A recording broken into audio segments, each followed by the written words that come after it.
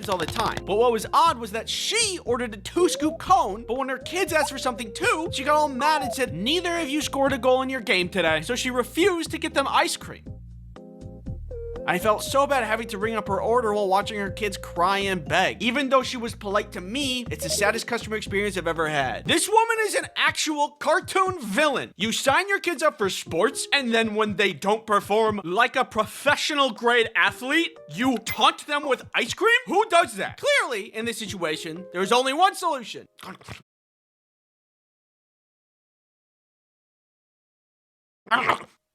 Yeah, it doesn't feel very good, does it? If we were to open up the dictionary to see the definition of evil, there's actually just this mom in there.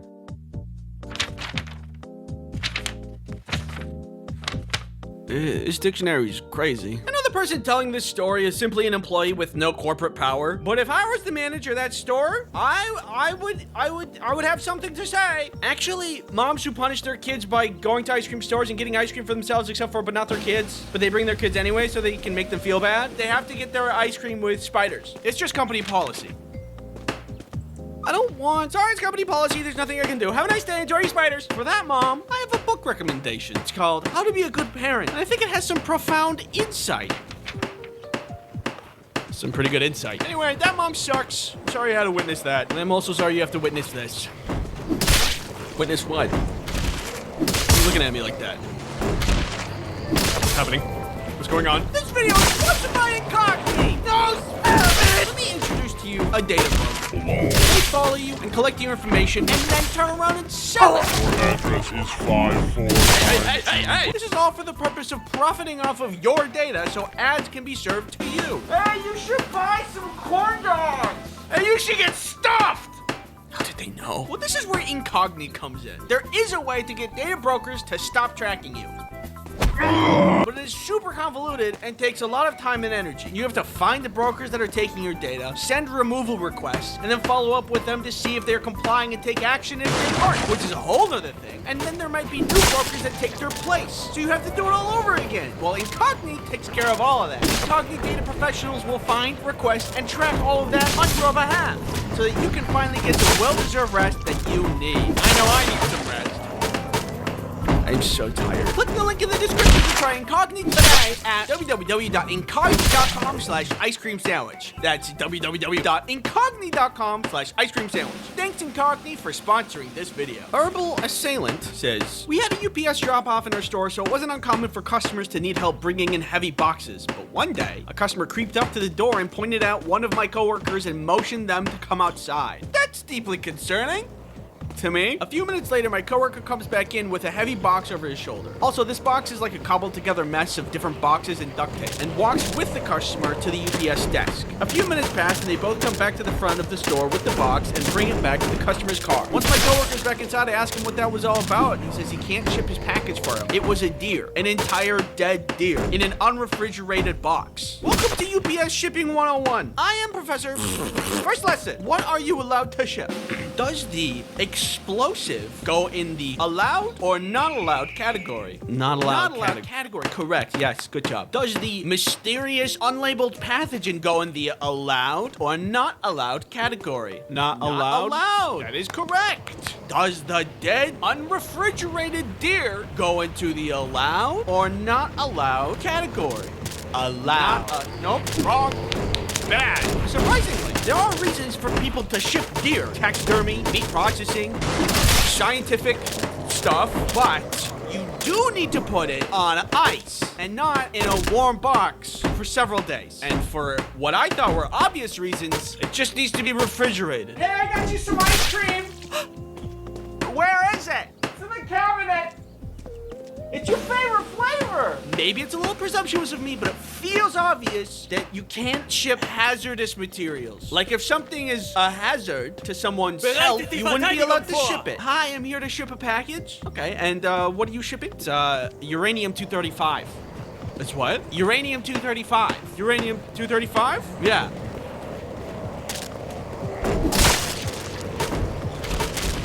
Val Johnson says, once had a customer tell me with absolute confidence that I wasn't allowed to buy things from the store that I worked at. You're not allowed to buy these items here. You're an employee, and that's unfair to the customers. I deserve priority. I think the server is doing a lot of heavy lifting there. Sorry, buddy, sometimes other people exist and want to buy things. And that's just the way the cookie crumbles. Buddy, if there's one thing that makes me mad, it's people that make up rules to benefit themselves, and they don't even have the authority to make the rules. Like that one lady who told people that they can't be on the beach near her house. It's not even your property. What, do you also get mad when people drive near your house? Other people exist. And if you want to know other things that make me mad, I made a video on it. So that's, you can put that in your back pocket for when you're looking for something to do. Oh, a wallet. Anyway, that guy sucks. He doesn't deserve things just because he wants it. Sorry, I had to go through that.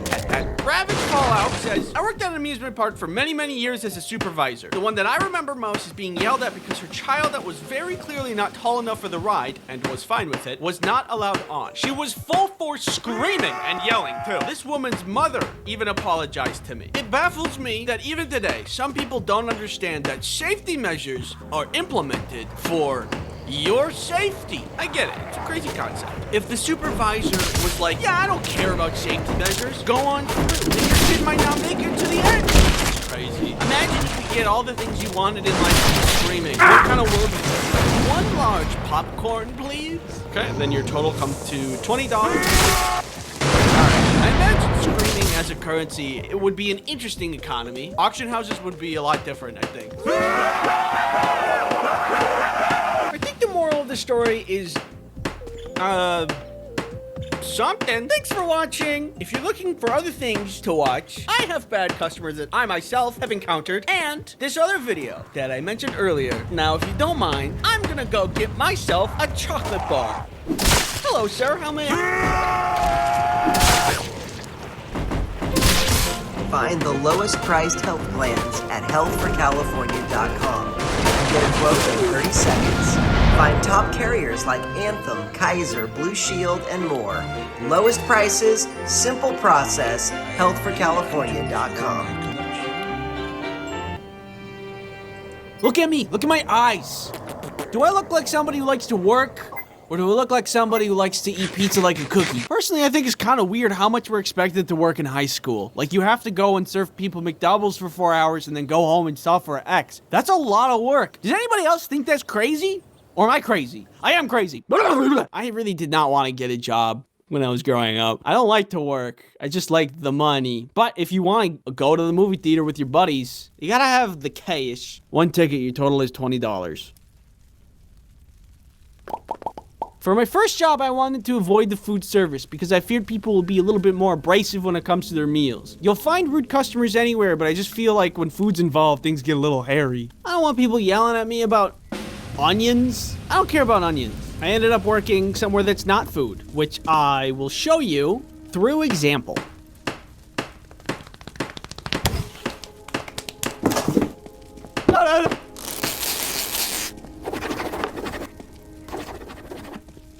That's right, my very first job was here at the UPS store.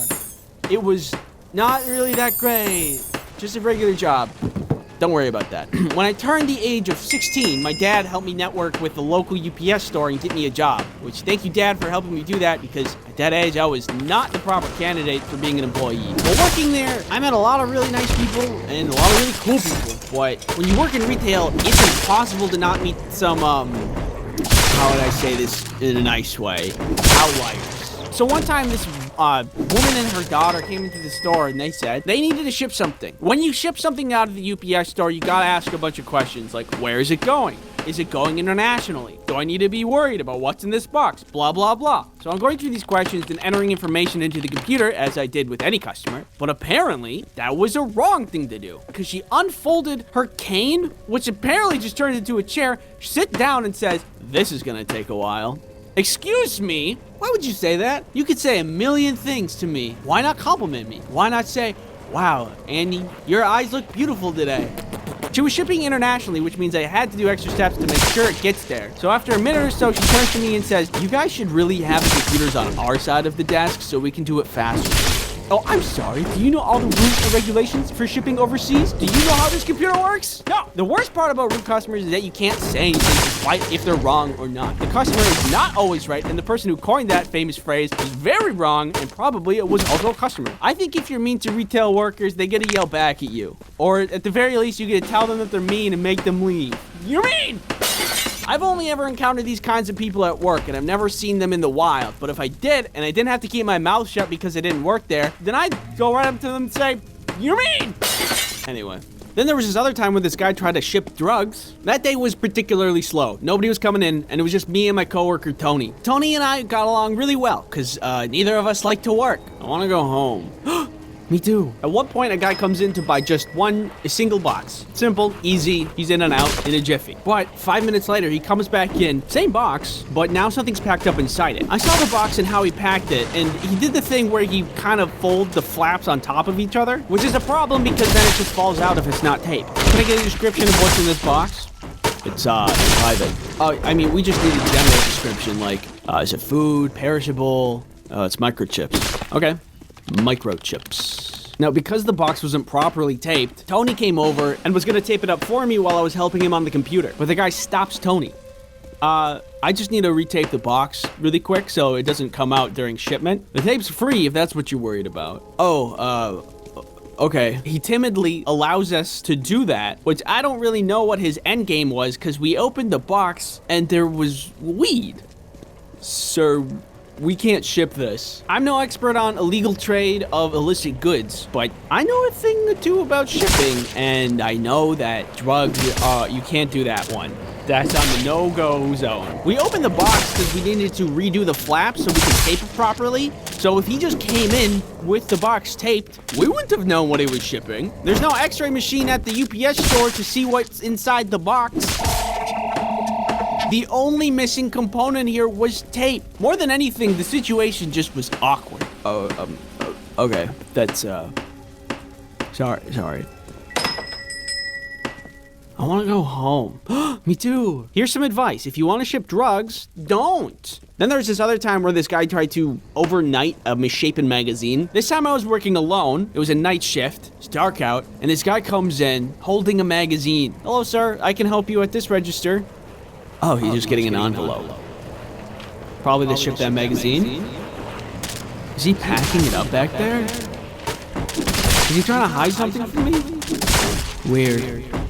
I want to go home. I like to ship this next day air, please. When you ship like a piece of paper next day air, UPS has this special envelope that makes it cheaper. And I saw that he's trying to do that. So I talked to him about it. Oh, actually, we have these special envelopes that cut you a deal, so it's cheaper to ship next day air. At first, he was hesitant about that, which is definitely a red flag, because it was like $100 cheaper to ship through the special envelope. And why wouldn't you do that? You could spend $100 on buying, like, I don't know, Five Guys. That's a lot of Five Guys. Five Guys good. But still, nobody would pass that up. So it was weird that he hesitated. I eventually talked him into it because I think he was like catching on that I was catching on that he was being suspicious. So I started typing in the information for him, and he started to move the magazine from the envelope he picked up already to the other envelope that I offered him. And while he was doing this, I saw that it had a big weird lump in it. So that's another red flag. 2 for 2, baby. Why was the magazine bulgy? Is he shipping drugs? Oh my god, this is like $1,000. Who is he sending this to? What if it's the mob? Well, now I have my fingerprints on it. And then I sent it off. I don't want to get involved with the mob, or whoever that was. I was 16, alone in this store at night, and not paid enough for it to be my problem. I guess now that I'm on the topic of illicit substance distribution, there was this other guy. He would always come into the store and be like, hey, I shipped a box to your store, and it's big. And we'd be like, oh, is this the one? Yeah, that's the one. Of all the other customers, this guy was very easy to deal with and really charming. But one day, a couple of other customers came in, and they're like, hello, we're the police. They asked to see the manager, and they talked to him, and then a couple days later that guy picked up a box and then was arrested in the parking lot. Turns out he was importing a lot of opium. I think it was around this time that I realized I miscalculated when I passed up all those food service jobs. And then again, is any retail job good enough? I don't know. I would have really had a better time at Five Guys. Stop eating the french fries. Anyway, hindsight's 2020. Other stuff that happened. One dude asked me if the narwhal bacon's at midnight, which was very cringe. And trust me, I know cringe. A bunch of cheerleaders burst into the store, cheered, ran in a circle, and then left. We suspect they were just trying to cause a commotion while their friends would steal things, but then realized there was nothing interesting to steal at a UPS store, and then went away. There was a guy that would often come in and try to ship bath salts, which... Again, I'm not paid enough for that. A man wanted me to send faxes, and then when I told him the number wasn't working, he shook the paper in my face and yelled, "Fax! It's not working. Fax!" Another dude wanted me to help him with his email because the government was hacking his email.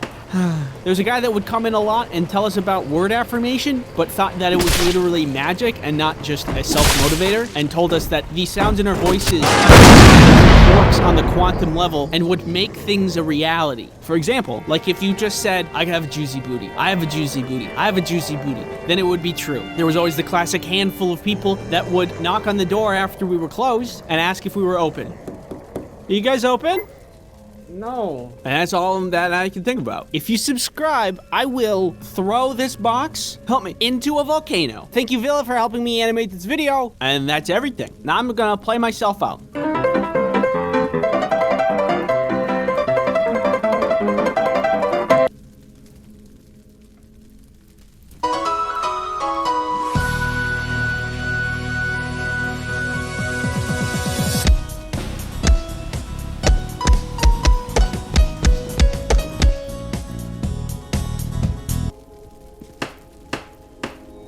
If you're anything like me, you don't like sports.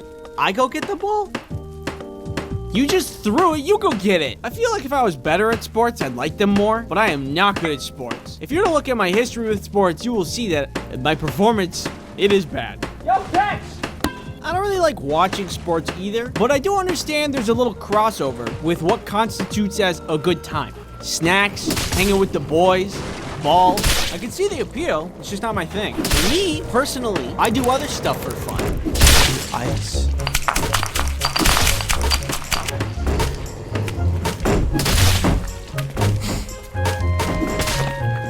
Woo! Good stir. I did it. He likes it. You want to sip? You want to taste? You like it? You like it? Oh, yeah? Yeah? You want it? You want it? Go get it. The other thing I like to do for fun is learn things online, indiscriminately. Well, there's no easy way to say this, so. I am sponsored by Skillshare. Again, Skillshare is an online learning community for creatives where millions come together to take their next step in their creative journey. Have you looked at my YouTube videos and thought, well, if you'd like to make your own YouTube channel, you can. Learn from the man, the myth, the legend himself, MKBHD. Writing your script, shooting your videos, growing your channel. It's really good. Maybe I should take this one. Skillshare is specifically made for learning, so there's no ads, which is great. And there's new premium classes always being added, which is also great. Great.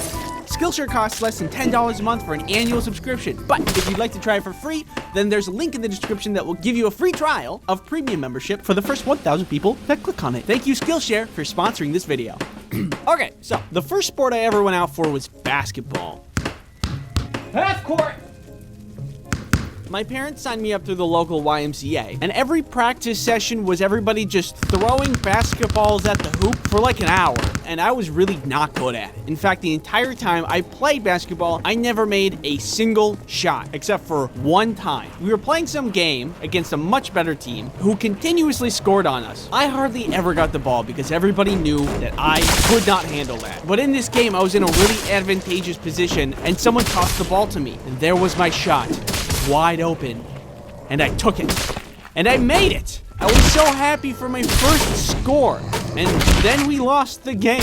I have made no significant difference on the outcome, and then I got a medal. I do not know how that works out, but it was fun. I got so much dopamine in that moment that it seared a memory into my brain. I can't remember what I had for breakfast, but I'll always remember that moment. I don't know how I feel about giving kids medals for losing. I don't know if it's really good for mental development, but it does feel good. After a certain amount of time, I stopped playing basketball and started playing baseball instead. At this point, I was a little older, and I had marginally improved on my hand-eye coordination.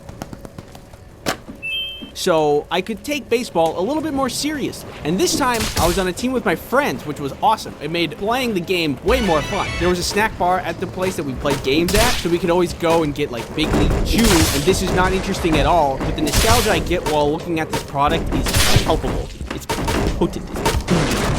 Big League Chew is so good. Actually, hold on. Big League Chew. There it is. I can get a pack of 5 for $8. There's a bucket? But yeah, baseball, I was also very bad at this game. I might have been older. I might have had better hand-eye coordination, but I was still bad at throwing, pitching, hitting. You could just generalize it and say that I was bad at the whole game.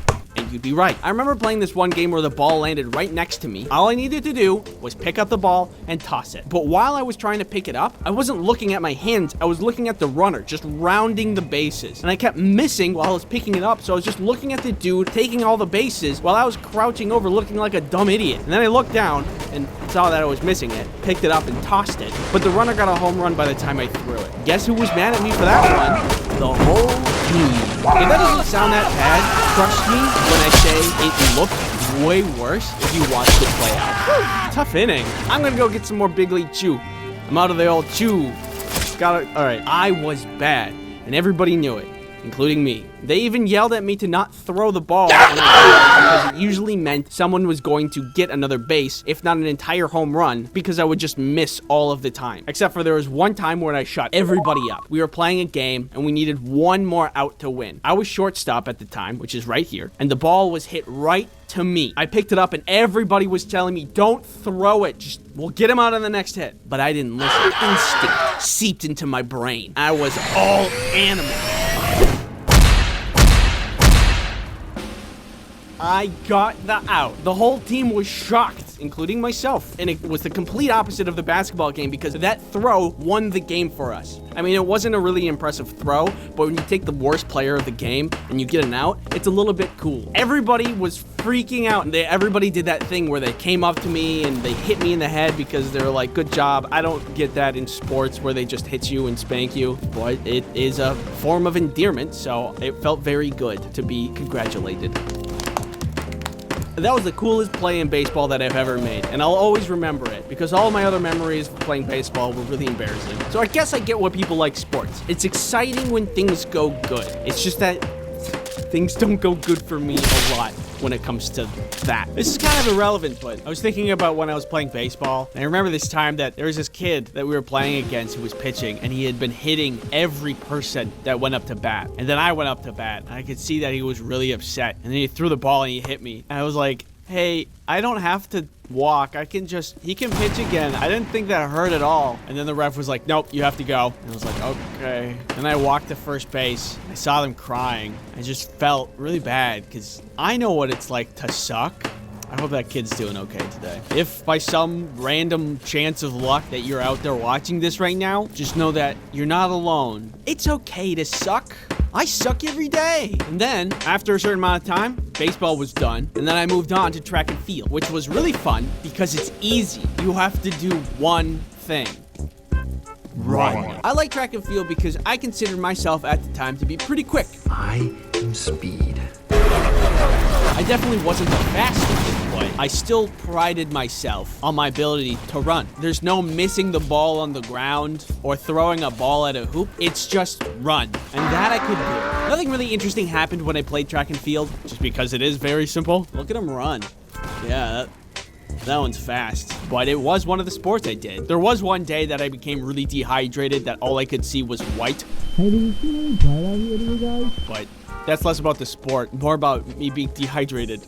I'm surprised I'm alive these days. Anyway, and then I tried cross-country skiing, but that one was the worst because despite everybody's best efforts, I couldn't do it. Every practice after school, we would go out to ski, everybody would be shimmying around, and then there would be me shuffling in place for hours.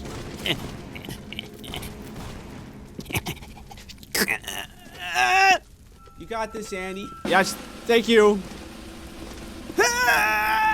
I don't know what wasn't clicking, but I couldn't do it. After about a month, I ended up quitting. Breaking up with your girlfriend? That's hard. Beating pogo stuck? It's really hard. Cross-country skiing? It's impossible. Sometimes I play golf, but never in a serious kind of way. There was one time when I tried to play golf with a bunch of friends, and it did not go well at all. It wasn't supposed to go well because we were just like, yeah, it's golf. We'll just hit it around, and if we don't get the ball, whatever. But the way golf courses work is that they want to very efficiently have everybody moving along from one hole to the next, so there's not a lot of people waiting because a bunch of goofballs want to have a good time. So they took me and another friend, and they paired us up with some random people that we just didn't know. They were really nice, and they were like, it's your first time golfing? And we're like, yeah, I mean, we've golfed before, but we don't, we're not too good. And we proceeded to hit every shot into the rough, and they were being really nice and saying, oh, it's okay, you can try again. And eventually they just stopped talking to us because we were so bad. It kind of ruined the vibe. It was really embarrassing to be that bad. But in the end, we met up with our other friends that already finished the course, and we got a couple golf carts that just raced around in them, which is not allowed. I think it made it worth it. That was a good memory of mine. So I've had my fill of sports. Not my thing. Totally understand why people like it, but I draw cartoon, not to play sport. Artists don't want to move. They just want to sit and draw. I have carpal tunnel. So that's on playing sports, but watching them, you don't have to be good. You can just watch it, right? Not for me. Oh my God, the amount of things that people have to remember. I'm amazed at people's ability to just know who's who, the rules, how well they've been performing. How do you keep up with all of that information? Oh, Billy Bobby Jimmy Johnny got 3 kickies into the goal just last round. He's been doing pretty good this season. What? Who's this guy? And then they changed teams. They were just like swapping them around. That's so much data. I forgot what I ate for breakfast. Or if I even ate breakfast. Oh, it's way too much. I don't really watch sports or go out to games. I do like going to the stadium sometimes because the food is yummy. You can just sit in the sun and enjoy a hot dog. It's like a comfortable thing. Being there to watch the game, take me out of the ball game. More like take me home and stop at Five Guys on the way. I'm hungry. So in the end, sports are good, just not for me. Thank you for watching.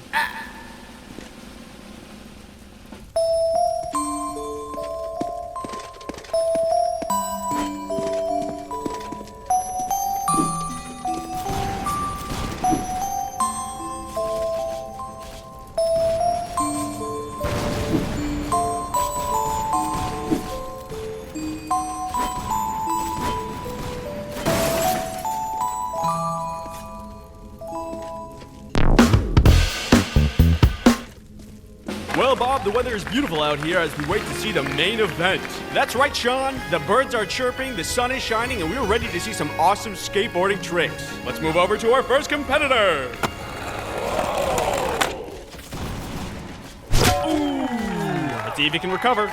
Look at this guy. What do you think when you see him? Uncool, somewhat unsightly, blue shirt. It's tragic. This was me when I was younger. Not me now, but when I was younger. And when I was younger, I became very influenced by the Tony Hawk Pro Skater video games. They were awesome. The tricks, the characters, the Neversoft logo intro. Gross. I thought skateboarding was so cool. Yeah! So I thought, if I became a skateboarder, then I would be cool.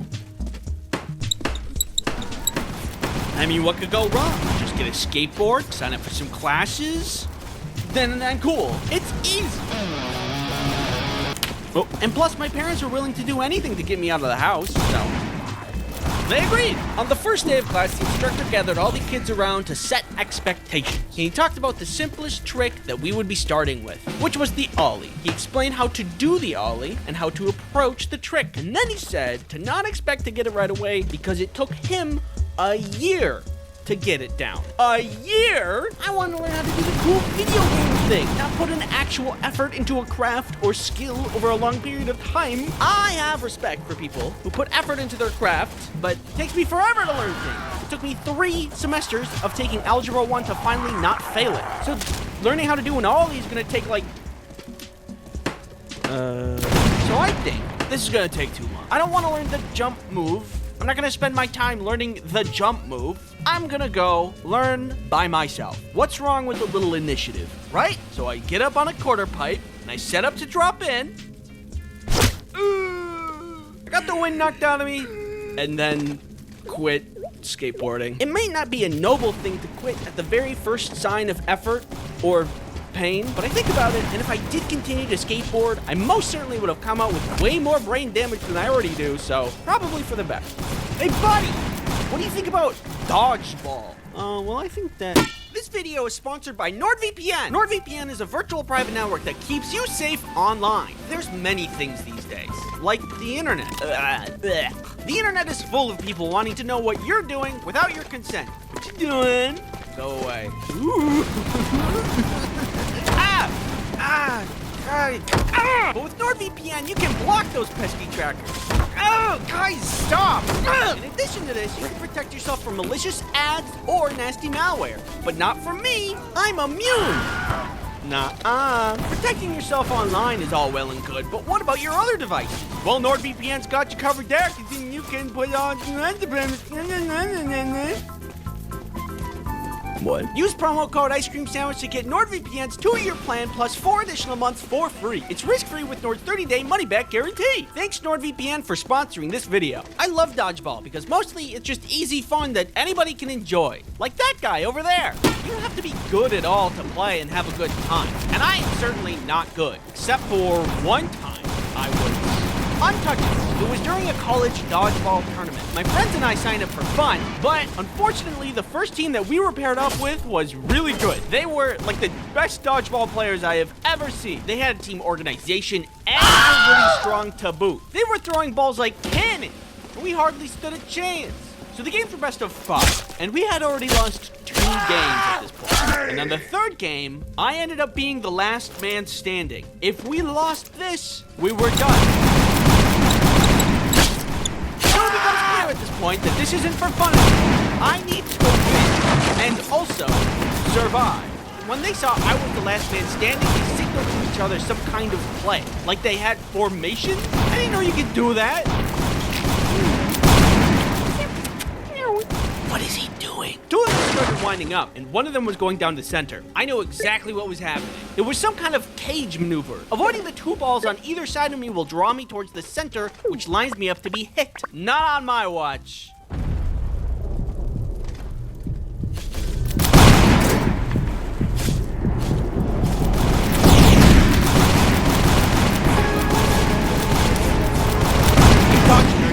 Now, if I can return the offense, keep dodging, I can pick them off one... They caught the ball, and I was out. Was I only untouchable in that moment? Not for other parts of the game. Yes. Will I ever pull that off again? No. Was it awesome? Yeah. You would think because I was able to do that I'm like locked into the Matrix and could dodge all incoming ball-shaped threats. I wish. This one time in high school gym class, we were all outside playing some soccer. The other team had a pretty big power player, big for his age and ready to rumble. Our team had me, aerodynamics, wiggly. I was feeling pretty competitive and I didn't want to let the ball pass me, so I was committed to being the best defense on our team. I was doing a great job. I was constantly returning the soccer ball to the other side of the field. At one point, I see their power player tee up the ball. I felt like getting in the way of this one's gonna be dangerous. He's a big guy with big legs. But I wanted to win. I had competitive brain. So I get in the way. It was a really meaty kick. I feel dizzy. I couldn't hear things for a second. I gotta sit down. You are sitting down. Abraham Lincoln. The power player felt really bad about it and apologized. I told him he didn't need to apologize. But by golly, did I think I was going to the other side for a second there. I sat on the sidelines for a bit as the game kept going, and eventually, I am feeling better and get back into the game. I'm so sorry. Please, there is no need to apologize. These things happen all the time. I decided that I didn't want to play anymore, and the teacher was fine with that. So I don't know why I was able to dodge balls like a Grandmaster dodgeball player, but I couldn't survive a soccer game. Maybe it was a fluke. Who knows? All I know is if you sit inside on your computer all day,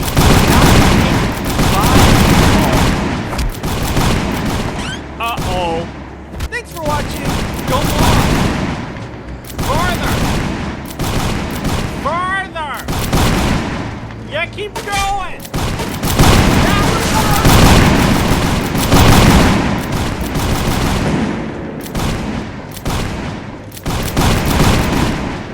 You know the thing you get in trouble? Hey! You're not supposed to be having fun.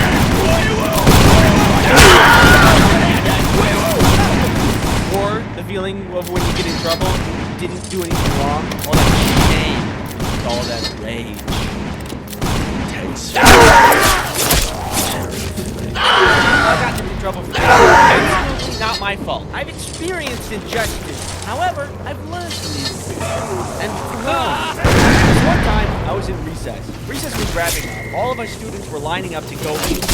Teachers were pounding our heads while we waited. During this, I was standing next to a kid named Devin. We were miles. Not a good idea, mind you. An idea. I bet that I could, like, punch really close to you and not actually punch you. No, I don't want to do that. Like, really? No, I don't. No, just trust me. Watch. He hit me.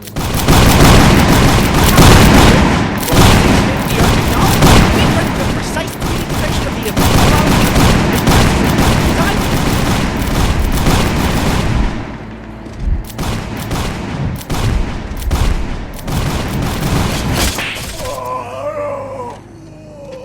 I understand if that was difficult to witness. Now, normally, on the playground, when somebody hits somebody else, the assailant goes to the principal's office. But when the teachers saw this kerfuffle, they thought that they saw two kids fighting and not one kid, a victim. They quickly went to dole out some justice. Hey, both of you, principal's office now. This is clearly unfair, but I thought I could square off with the principal, since, you know, it's an unfair situation, obviously. And nobody in their right mind would put a victim in the doghouse for their absolute innocence, right? I hear you two have been causing some trouble fighting on the playground. No, he hit me. Doesn't matter who hit who first. No, I didn't do anything. Do not make excuses. This is a lesson. Fighting gets you nowhere in life. But I'm sending a note to your parents. Be thankful that is all I am doing. And go back to your classroom. As we walked back to class and I thought about what just happened, I was feeling like I had learned something. All right, boys, what's our takeaway? Principals are scary. We need to articulate better. Sometimes authority figures are wrong and people can make mistakes when trying to do good, ultimately resulting in injustice. No, wait, guys, I got it. All right, yeah, good work, team. We did it. All right, yeah. Woo! And I never talked to Devin again. That wasn't the only time. Other time was technically because I broke the rules. Because I was being cool and awesome. Cool and awesome. I was in high school in study time. The class everyone takes to absolutely not study and just hang out instead. One day I thought it was really cool to bring in some cards to show my friends a new magic trick that I learned. Is this your card? Yes. You witch. Back, you witch! What? It's just a card? Now, if you've been through the American school system, you know there are really dumb rules that don't always make sense. For example, you're not allowed to wear hats. But I look good! So, there was this school rule that banned which I thought was weird, because, you know, technology. But I really wanted to show my friends the magic trick, even though I was not allowed. And I brought the cards in later when I got to the study. I started the deck of playing cards to show my friends.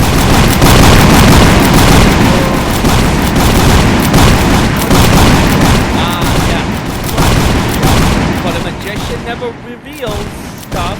All the people in the class that I knew saw part of what's going on, so they came over to check it out. So what are you guys doing?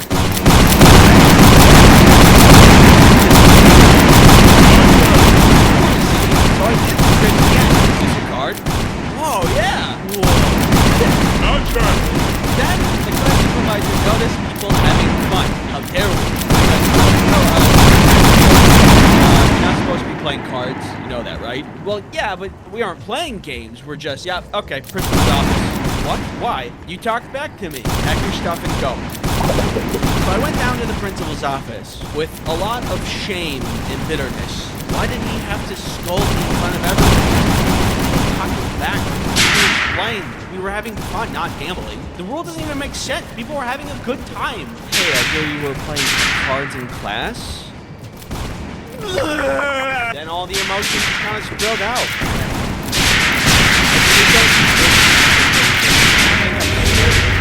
But the principal was really nice about it. She told me, just don't bring cards in school again. She said, she requested I follow it. To which I agreed, and in that moment I learned not all rules are fair, but they don't need to be to still get in trouble. And that's pretty lame. Also, maybe I shouldn't have eaten that angel on my shoulder. Sorry, this other time, back in 4th grade, I got in trouble for doing nothing. I'm still mad about it. I was in music class at the time where we were learning how to play the recorder, a beautiful and refined instrument. If you've ever played the recorder, you know it's a really easy instrument to play. So when kids get a hold of it, they do what kids do best. This made it really hard for the teacher to teach us anything. Okay, kids, now to play the B note, you need to cover these holes. This kind of environment would test anybody's patience. Imagine trying to do anything while somebody's just tooting randomly in your ear. Okay, gentlemen, for this experiment, we need to be very, very careful. So no sudden noises or movement. Oh no! I could tell the teacher was getting really close to snapping because she gave us an ultimatum. Next person to toot their recorder cannot play for the rest of class. Okay, so to play this note... Okay, who was that? But nobody answered. So I thought I should just clear my name right out. So I said, was it me? Okay, Andy, put your recorder under your chair. You cannot play for the rest of class. Wait, but it wasn't me. Recorder under... Oh, I see. We're punishing honesty now. I laid my soul bare. Is this how we think justice should work? Okay, defendant, how do you plead? Innocent, guilty. You're guilty. What? Why would you say that? You said you're innocent, so obviously, 20 years, no bail. So I put my recorder under the chair and looked around the room, trying to find out who the real rule breaker was, so I could clean my now tarnished reputation. Somewhere out there, Now, little Timmy, you know better than to steal cookies from the cookie jar. I never told you this, but if little children eat cookies before dinner time, they spoil their appetite. And bat wings will sprout from their eyeballs, and they will fly away into the sun where they will explode. Hot take of the day, I think lies, they're bad. If you lie to somebody, there stands a chance that you can really hurt them. Hey, buddy!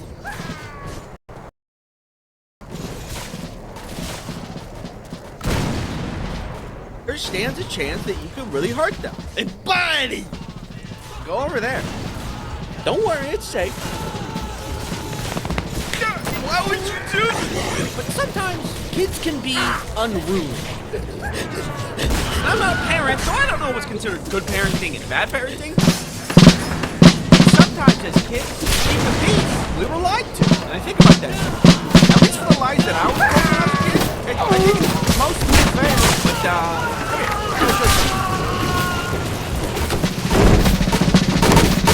this video is sponsored by Opera. Looking for a cool browser? Features? Oh, Opera Browser is a browser that has features. Are you like me and have about 600 tabs open at any given time? No? Weird. Normal browsers would spread through computer resources like RAM, CPU, and battery. But Opera Browser is built different. Literally, it is built with features such as battery saving. So if you have 600 tabs open, which is very normal, it won't tank your battery. And you can do other important things on your computer for long. And it's absolutely important research. You can use workspaces to organize and simplify your browser by switching contacts with one click at the top of your sidebar. Wonderful! Now you can get back to gaming without needing to worry about your browser. Opera Browser also allows you to customize your browser experience with things like wallpapers and custom sound. Thank you, Opera, for sponsoring this video. Normally, as stated before, lying bad, but I can empathize with parents if they need a little more order in the house. I look back on my childhood and I remember how I was lied to from time to time, and I think, that was like one time when I was a kid, I was told if I keep making that face, it will stick that way. I remember at the time I was harassing my mom while she was making us dinner. Mom. You gotta be careful, because if you keep making that face, it'll stick that way. I didn't believe this lie, but I should have. I am very gullible and believe most things. I would say 45% of my working memory, misinformation. But either way, my opinion, this lie is fine. I admittedly was being a walking headache, and this lie, it really isn't that damaging. Unlike some other folklore tales, like little animals being told not to put your fingers in pie, or else you're gonna be taken away by a monster. Oh my God! A long time ago, there was a time where backlit things didn't exist, or were at least very rare. If you were in a colony of road trip, or wanted to read some spooky goosebumps with me, I know what I'd like. I remember lots of times on road trips I wanted to play Pokemon on my Game Boy, but I didn't have any backlit stuff. As many of you know, I really wanted to be Pokemon, obliterating every enemy I could. Okay, ready to do any of this, I needed light. A simple thing put up by these days. But at that time, none. There's this thing I used to have that was like a little spiral light on the Game Boy. Like a lamp. A little lamp shown on the screen. I can't remember if I just didn't have it at the time or it broke. Either way, I needed the top up, so I turned it on. And then my dad turned it off. Apparently, as my dad thought, it was illegal. I remember thinking, oh, of course I can't turn that on now. If I did, it would be over.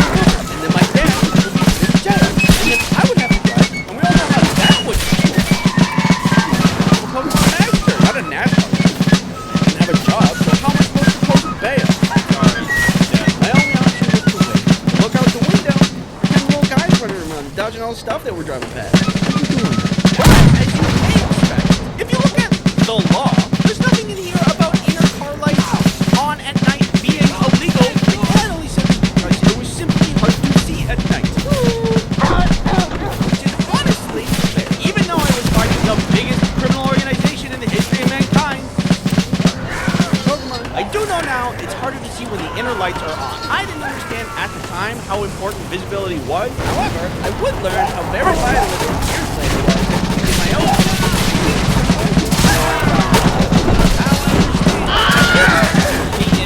Just the way things are, I don't think this can become a problem. When I was in school, before we started at all, our swimming instructor told us if you pee in the pool, it reacts to the chemical in the pool and turn it red. And so everyone will know that you peed in the pool and that you're a pool peer. Hey, this guy pees in pool. Give me that. Give me the pool noodle. Bad. And up to that point, I had been being in the pool. It used to be so vile. I'm sorry to admit that, but as a kid, I was just like, well, a fish can do it. Oh, dude! Ew! Come on, man! My kid's in this lake! It's very selfish to be in the pool. You ruin the pool for everyone. It's like everybody's having a soup, and everybody's really excited to eat the soup, and then you throw a bunch of spice in the soup, and you're just like, oh, no, that's just for me. Don't worry. Just gonna mix that up a little bit. Now, looking back, I'm glad that I was lied to, because I stopped peeing in pools right away. Who knew lies could be so effective? On an unrelated note, did you know not subscribing to this channel in 24 hours gives you scurvy? Just saying. Okay, so when I was recording this earlier, I was gonna say a thing about how lifesavers are a candy that helps prevent kids from choking because of the little hole in the center. But did you know that's also a myth? I was told that the inventor designed the candy like that because his kid choked on candy, and he didn't want other kids to befall the same fate. And that's also why it's called lifesavers, because it's saving lives. Turns out that's wrong. He just wanted to make a candy that looked like lifesaver buoys. That's it. It's just kind of disappointing. Why not make candy of something cool? Like meat. They say that cracking your knuckles ruins your hands. But I've been cracking my knuckles for years, and look at how they turned out. Does this look broken or mangled to you? Take a close look. Your skin is really soft. Could you stop? I was always so worried about cracking my knuckles because I would often hear people say, you're gonna get arthritis if you keep doing that. I don't want arthritis. I need my hands. But unfortunately, it became a habit, so I did it a ton. Then I started to crack my ankles, my elbows, my back, my sternum somehow, my neck. It was getting out of control. So I was worried about the future of my hands. But as I was worrying, research was being conducted about the correlation between arthritis and cracking your fingers. And they found no correlation, which means I don't have to better myself nor my bad habits.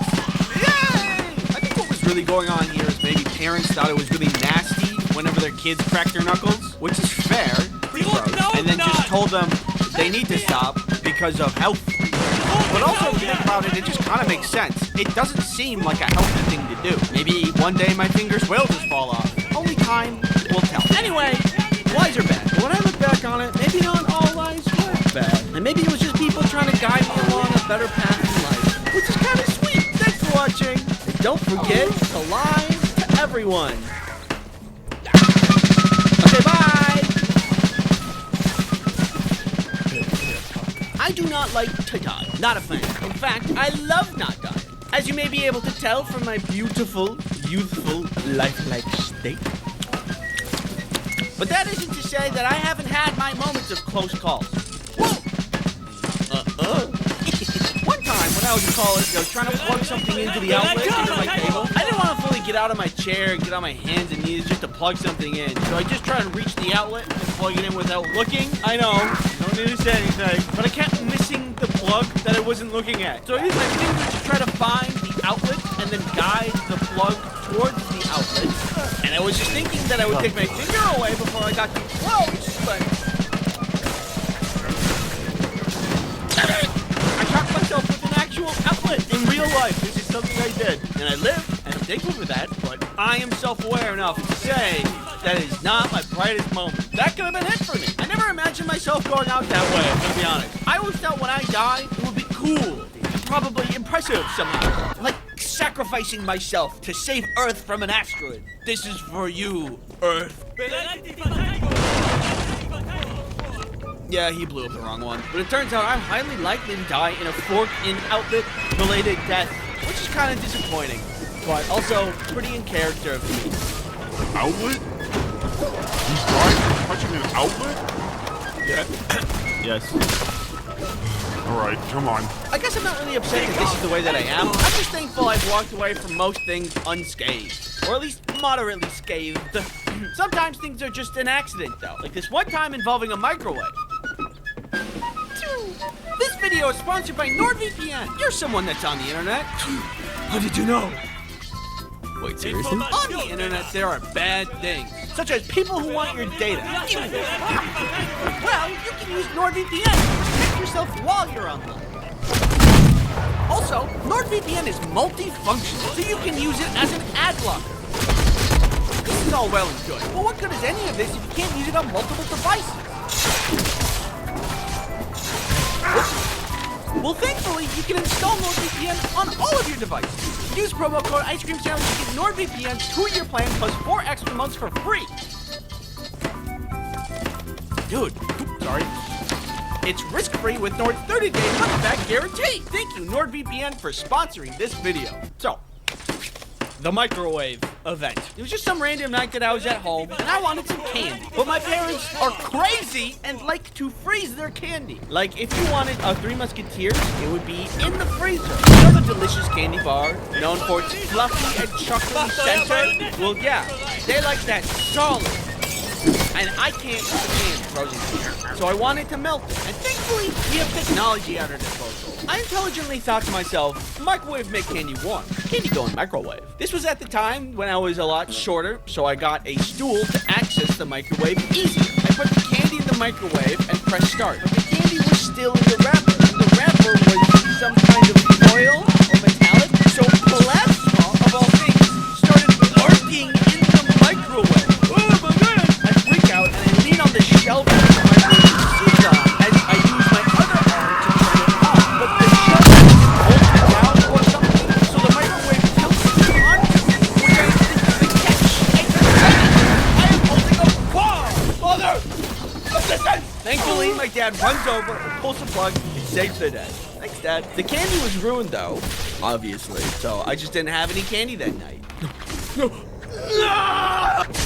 Chance, the biggest tragedy of that night. I am now aware, you don't have to say anything, I am now aware that candy in microwave wouldn't have given me the result I wanted anyway. But in the moment, it seemed right. In the spirit of the Home Alone franchise, I am at least now aware of how to weaponize everyday household items in the event of a potential intruder.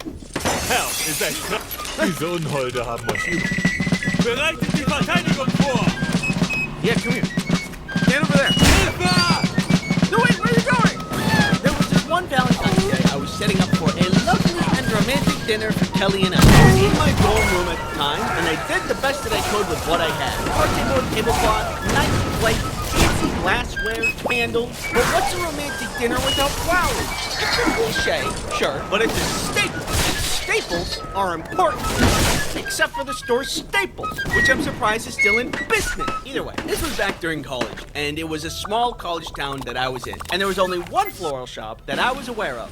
I've never seen a store like this. I thought it was so strange. I wasn't sure if it was actually in business. It was way too dark for the time of day it was. There were a lot of old-timey dolls placed around randomly. It definitely weren't making me very uncomfortable. And nobody was there, not even the employees. I didn't think I was in the right spot, so before I left, I rang the bell at the front, and I was going to ask the hopefully employee if there was a shop nearby that sold flowers. Someone nudged come to the front, and I asked her, do you have any roses? Yes, you have roses. Follow me. Fantastic. I wasn't wrong. This was a flower shop. I followed her behind the desk and into the greenhouse section of the building. The clear tarp that covers the structure had fallen inward and was touching a lot of the plants. I mean, if you could still grow plants when the tarp is half caved in, why not? Just strange. She moved past the tarp and into the back. I kind of have to duck and push the tarp out of the way to follow her. We end up in the back of the building, the boiler room. The room was dark, messy, and full of random, unorganized tools. The strangest, however, was the 7 bulky, ominous men sitting on buckets in a circle, staring at me. These guys did not seem to work at this establishment, and they did not even also, who hangs out in a dark, messy room like this? I was starting to get a weird feel of this. The lady said, stay there for a moment, and starts moving further back into the boiler. The men are still staring at me. Whatever conversation they were having wasn't happening anymore.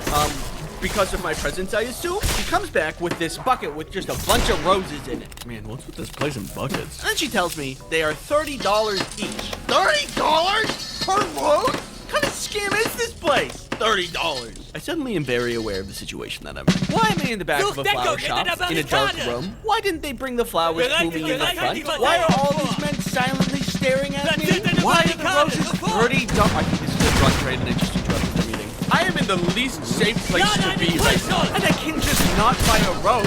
They'll probably think I'm an undercover cop or something. I'm trying to get close to them and gain information. I am incredibly vulnerable. They could beat me up, take my money, stuff. I don't know. I have to buy one so they don't get suspicious. Plus, you're still staring at me. Yes, one rose, I said unsuspiciously. I do the transaction, and I get out of there, back outside where it's safe. Finally, I have my rose and all of the pieces for my romantic dinner. But now I also have a lesson learned. Never do business in an establishment where the lights are off, you think it's closed, and the roof is caved in. I wish I was more aware of things, but that's just not who I am. Thanks for watching. Stay safe out there. It's great. Microwaves. Such Deckung hinter der Barrikade! So last summer, I kind of became an Italian farmer, unexpectedly. I'm from the city, and I don't really know anything about plants, animals, but this opportunity came about when I was talking to a friend who had another friend who had a farm in Italy. He was looking for people to farm sit while he was away, so the plants and animals don't die while he's gone, which makes sense. My friend just kind of passively was talking about this. I'm like, oh man, that kind of sounds fun. Well, if you want to come, feel free. You just got to get to Italy. This is something I never am going to do. I'm never going to have a farm. I'm never going to invest in my own pigs or cows. In this moment, I knew that I kind of had to say yes because I wanted to know what it's like. Plus, both my parents grew up on a farm, by the way. So I think I have a little farmer DNA in me, called to me in some kind of way. So I took up the offer and made my way to Italy. So I get there, and here's the farm. The house, which is a large house, is situated here. There's a garage. There were 3 dogs, a bunch of chickens, trampoline, goats, sheep, some pigs. They're separated because it's a pig drop, a bunch of cats, and 2 roosters. So it was a full farm. There was a lot to do. I didn't know how this was going to go. Again, as a city guy, it's hard work I do with that. Could I handle the work? Well, we got a stack of papers to do, which was generally like this. Feed the dogs, but separate them, and keep an eye on Bo because he's trying to eat others' food. Feed the pigs, but water down their food into a slop, and keep an eye on the big brother pig because he likes to steal his little brother's food. The kitties need their breakfast, but only fill their food up until the bottom of the bowl is filled because they don't always eat the food from the day before. A cup of feed for the chickens and the roosters, scooch some hay for the sheep, the goats will just eat the grass outside. Then, finally, cut up some veggies from the garden and give it to everybody as a breakfast breakfast treat. I think this is really gonna work out because I get really stressed about traveling to places where I don't know the language, but in this situation, I'm on a farm. Great view, so I don't have to worry about stepping on any toes and just enjoy the beauty of Italy in the backyard of a small farm. But then I start to hear some yelling. Italian. I look around and see it's their neighbor yelling. An old Italian woman. I don't know any Italian. I only speak American. So this made me kind of nervous. Does she think we're intruding in my neighbor's home? Is she gonna call the police? Will I get taken away? And what kind of punishment should we do? Maybe they deport me. I don't know. Oh, what's that? You want me to talk about you support? Well, only if you pay me, so. This video is sponsored by Battlecat. Do you have the capacity for enjoyment? Please, give me peace. Well, I got the game for you! Battlecats is a game where there are cats. You're their leader, and you're out to conquer the universe. What a normal game! You've got a passion to use your wide variety of cats in your cat army to face very normal-looking enemies that do not induce fever dreams. Maybe you will conquer the universe with this adorable little baby, or this adorable little baby. The choice is yours. Battlecats combat is easy to learn. You simply take over the world by having enough money, kind of like the real world. Once you have enough money, you get a cat, and you're off to the races. Constitutional stages and special rare access really into the start of the new year, and get some awesome heroes for free. Christmas gift or rare download Battlecats on iOS or Android free. Unless you're watching this on a phone, you can't use it then. Then you have to use the description link, silly little man. So this old lady was yelling something, and also her dogs were acting ready to feast on my tail. I just kind of wanted to ignore it, but she persisted, and I can't really just sit there pretending like I don't hear anything, because you could definitely hear something. So I approached, and I'm like, hey, I don't speak any Italian. And she threw a fig at me. And I realized she was sharing her figs. She was still speaking Italian while I tried to catch all the figs. I thought, what am I going to do with all these figs? I've never even seen a fig that wasn't a fig Newton. But we were on a farm in Italy. We could use this in a delicious charcuterie board. So I said thank you, and she said something in Italian, and her dog said something that probably didn't my Italian. And we went our separate ways. And we set up to make a charcuterie board. The big charcuterie board night was part charcuterie, part candy. These are the figs that we just got. We set up a delicious spread, many cheeses and crackers. We were just about to enjoy, but then Grace said there's something in the chicken coop. We had access to the security camera around the farm so that we can keep an eye on things for the night. And Grace saw that on the camera there was a non-chicken shaped entity in the chicken. We didn't want to lose any of the chicken, so we ran out to make sure everything was okay, and it wasn't a threat. And it wasn't a threat. It was a little bit loud. We really freaked out that it was going to be like bad, feel what? But it was okay. Because the baby owl was just a little baby, and he didn't want maybe. Do owls even eat chickens? I don't know. He didn't run at all. He was actually really sweet and chill. We took him out of the chicken coop and we put him in the barn where there was a bunch of hay and he could be warm for the night. So I'm thankful that everything worked out, but the trip wasn't completely casualty-less. There was one day while I'm working on the farm, I see what I thought was a cat in the distance.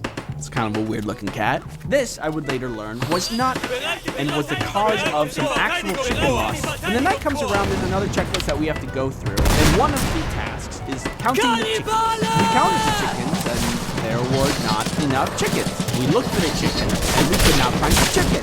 Where was the chicken? We mentioned the guy who actually owned we can't find one of the chickens, but the fence is completely closed in. Are we missing something? He mentions that there has been a fox running around and somehow probably got shot. Poor guy. Rest in peace, little chicken. So time passes, and I see again. Hey! Oh, it's a fox! Scared me like that scene in Fantastic Mr. Fox, except this fox is not fantastic. I didn't like him at all. That night, when we were closing up, we come to the chickens and stuff. We all go to sleep. As I'm drifting off, the dogs start to go ballistic, and I think, and I snapped the green 100% run outside and instinctively grabbed a pitchfork and sprint towards the chicken coop like Robocop with a different, more rural line of work. I turned the corner and so there was a fence between me and him. I was paddle ready, but I couldn't get to it. So instinct set in, and I did what I could. And the day was won. The fox was gone, and the chickens were safe. I think I actually did something there because after that night, he never came back. I also think I was ready to die because that night I dove headfirst into a fox fight with zero fighting experience for some chickens that I've only known for a couple of days. I probably would have gotten really hurt if there was not a fence there. I'll just pat myself on the back and call it a win. The rest of the experience was great. Italy has pizza. I'm sure some of you may know that. In one of my previous videos, I talked about how I dislike French fry pizza. I try to make it myself, tasted it, it tasted really bad. Not a good idea. But I had a couple of comments that told me in Italy, it is a pizza called American pizza that I should try it. Well, I was in Italy. Guess what? I ordered American-style pizza. And guess what? It was really good. I don't know how they pulled it off. Here, have a taste. Yeah, it's good. It's like Italians really know their food. Anyway, farming was good. Dogs were lovely. Cats were chill. The goats took care of themselves. The sheep were super creepy. Beautiful scenery. The whole experience was great. And I would certainly go back. Thanks for watching. Matt had a big part of the video. Everybody, clap for Matt. Okay, clap for me. Yeah. Yeah. Again. See you later.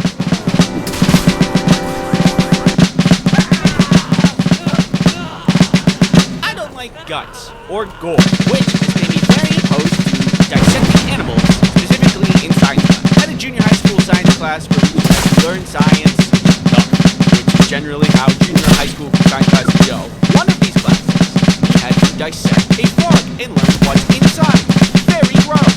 I don't like that. So everybody was getting ready to do frog science. Lots of groups, lots of dead frogs, and me, who really did not want to cut open a frog, let alone any animal. And because I didn't really want to cut anything open, when I was going to join my group, I was doing it very slowly and lazily. I did some stretches to buy me a bunch of time before the inevitable of frog gutting. But then my teacher looks over at me and notices me standing like this. And you don't have to dissect a frog for that. Look up, confused. There was some pause. Do you need to go to the nurse's office? She thinks I'm feeling sick and that I'm prepping myself physically to go open a frog. But it's flesh. I noticed an opportunity. Oh, I don't know. I just need to breathe a little, I think. Feel free to sit down. I'm not going to force you to dissect a frog if you're really sick. Oh, yeah. Thanks. So, I do. My group was a little salty that they had to do all the work and I got to skip out, but I didn't care because I didn't have to cut open a frog. So I was thinking about that story and I realized something. That affected me 0%. I am no different as a person because I didn't know. You want to know what's inside a frog? Gun. I don't need to cut open a frog to know what's inside. Do not misunderstand. Education is very important. But does anybody else feel like the pursuit of good pleasure sometimes is the point of going to school? Like looking back at school, I think there's a ton of things that could be changed. First of all, bring back the war break. Why do we have to work all the time? Oh, I want to sleep. And for the teachers too. We're all working too much. We have so much technology now that could help the teaching process. And with the same time, we could just chill, let the information digest a little, you know? And like, just get rid of the frog dissecting stuff and like some other things. Except for that one time where my science teacher came in with a bunch of potassium and put it inside a bucket of water and didn't tell us what was about to happen. Keep that class. The other classes like frog dissecting, I don't want that. This is biased. But I think that recess would be a better option. Where we could do, I don't know, something fun.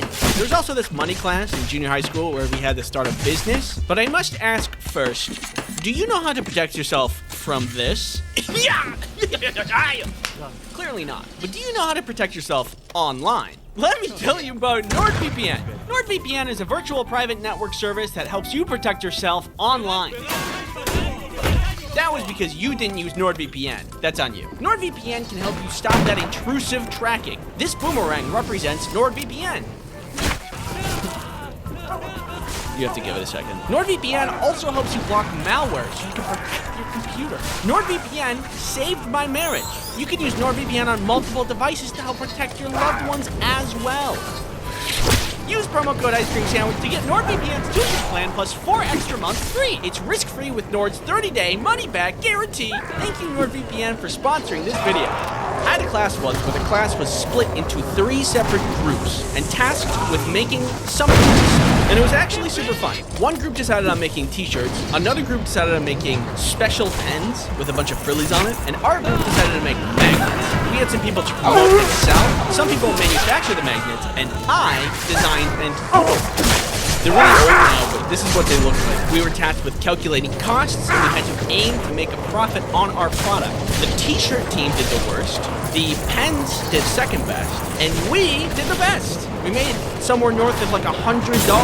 But for some reason, there was a teacher from a different shop class that thought she could just take our money. You guys use school equipment for making this product, so you have to pay me for the materials, which was really unfair because we invested in the magnet paper, the printing, and everything, except for using a slice cutter machine in school. That was the only thing we used. But she ended up taking like 50 of our dollars. If we were told we needed to pay fees before the class started, that would have been like whatever. But she made up that rule out of thin air. I don't think she even took money from anybody else either. Pretty sure we got robbed by a teacher. Either way, other than that part, it was a super fun class that had real world application and I found to be very useful. Most of the class was figure it out yourself kind of style, so I think it could be a little bit better, like teach us how to make a budget or here's how you don't get robbed. But at the end of the day, still thumbs up class, and I think that we should look into doing that more for other people. What is one thing that we deal with daily but are not educated about in the slightest? One time I was watching a video about a story. This guy was talking about a lady that was fighting at the store. He was in line to get some groceries, just a normal thing, and she budged him out of thin air, like an adult did that. He said, "Hey, please don't budge me." And she says, "Oh, I've always been here," as if he doesn't have eyes. And then when confronted by multiple people, she yelled at them and said that she was the victim of being bullied. And it made me so mad. Like, how could you even think that you're going to trick people, and if you're going to play the victim, everybody saw you? I thought about it for like an hour out of my day. Later, I was watching more videos, and I saw a bunch that were like catching ghost footage on camera, and it was obviously fake. Who believes this kind of stuff? It's a good thing I'm not gullible and have critical thinking skills. Hey everybody, remember that story the other day about budging? I lied. I wanted to see how many people believed me if I lied on the internet. And wow, it was a lot of you. First of all, don't lie on the internet. It is bad and I'm easily fooled. I think maybe if there was a class on media literacy, especially since the thing we're doing the most is consuming media, I think that'd be a pretty good class. Maybe I'm saying that because I'm just really embarrassed that I got tricked. Or, here's an idea. What if instead of any class, there were no classes? And like students could just pick something to study and then all the teachers would be mentors for the students and give them direction and resources to learn what they need to learn to achieve what they want. Like inventing a machine or learning about bacteria. We probably have weekly articles where some student invents something that changes the world. 17-year-old invents easy and cheap test for common disease. 15-year-old makes popular mobile game with power of thought. 16-year-old makes ominous sphere that knows your thoughts and can tell you the future.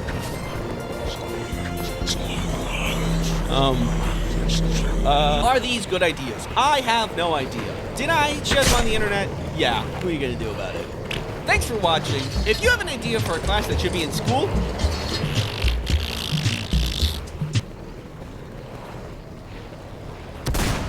A portion of this episode is brought to you by Google One.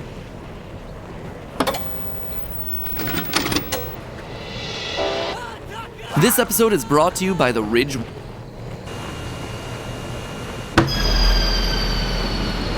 Have you ever considered why you're here? Why you're watching this video among the millions of others churning across the internet? Did you, by your own free will, choose to click? Or was it an algorithm spooning it to you, convincing you that you had a choice? A manipulation, giving you the illusion of control. Would you know? Could you tell the difference? Where does free will end and the invisible hand begin? Ask yourself, who chose this? You or them?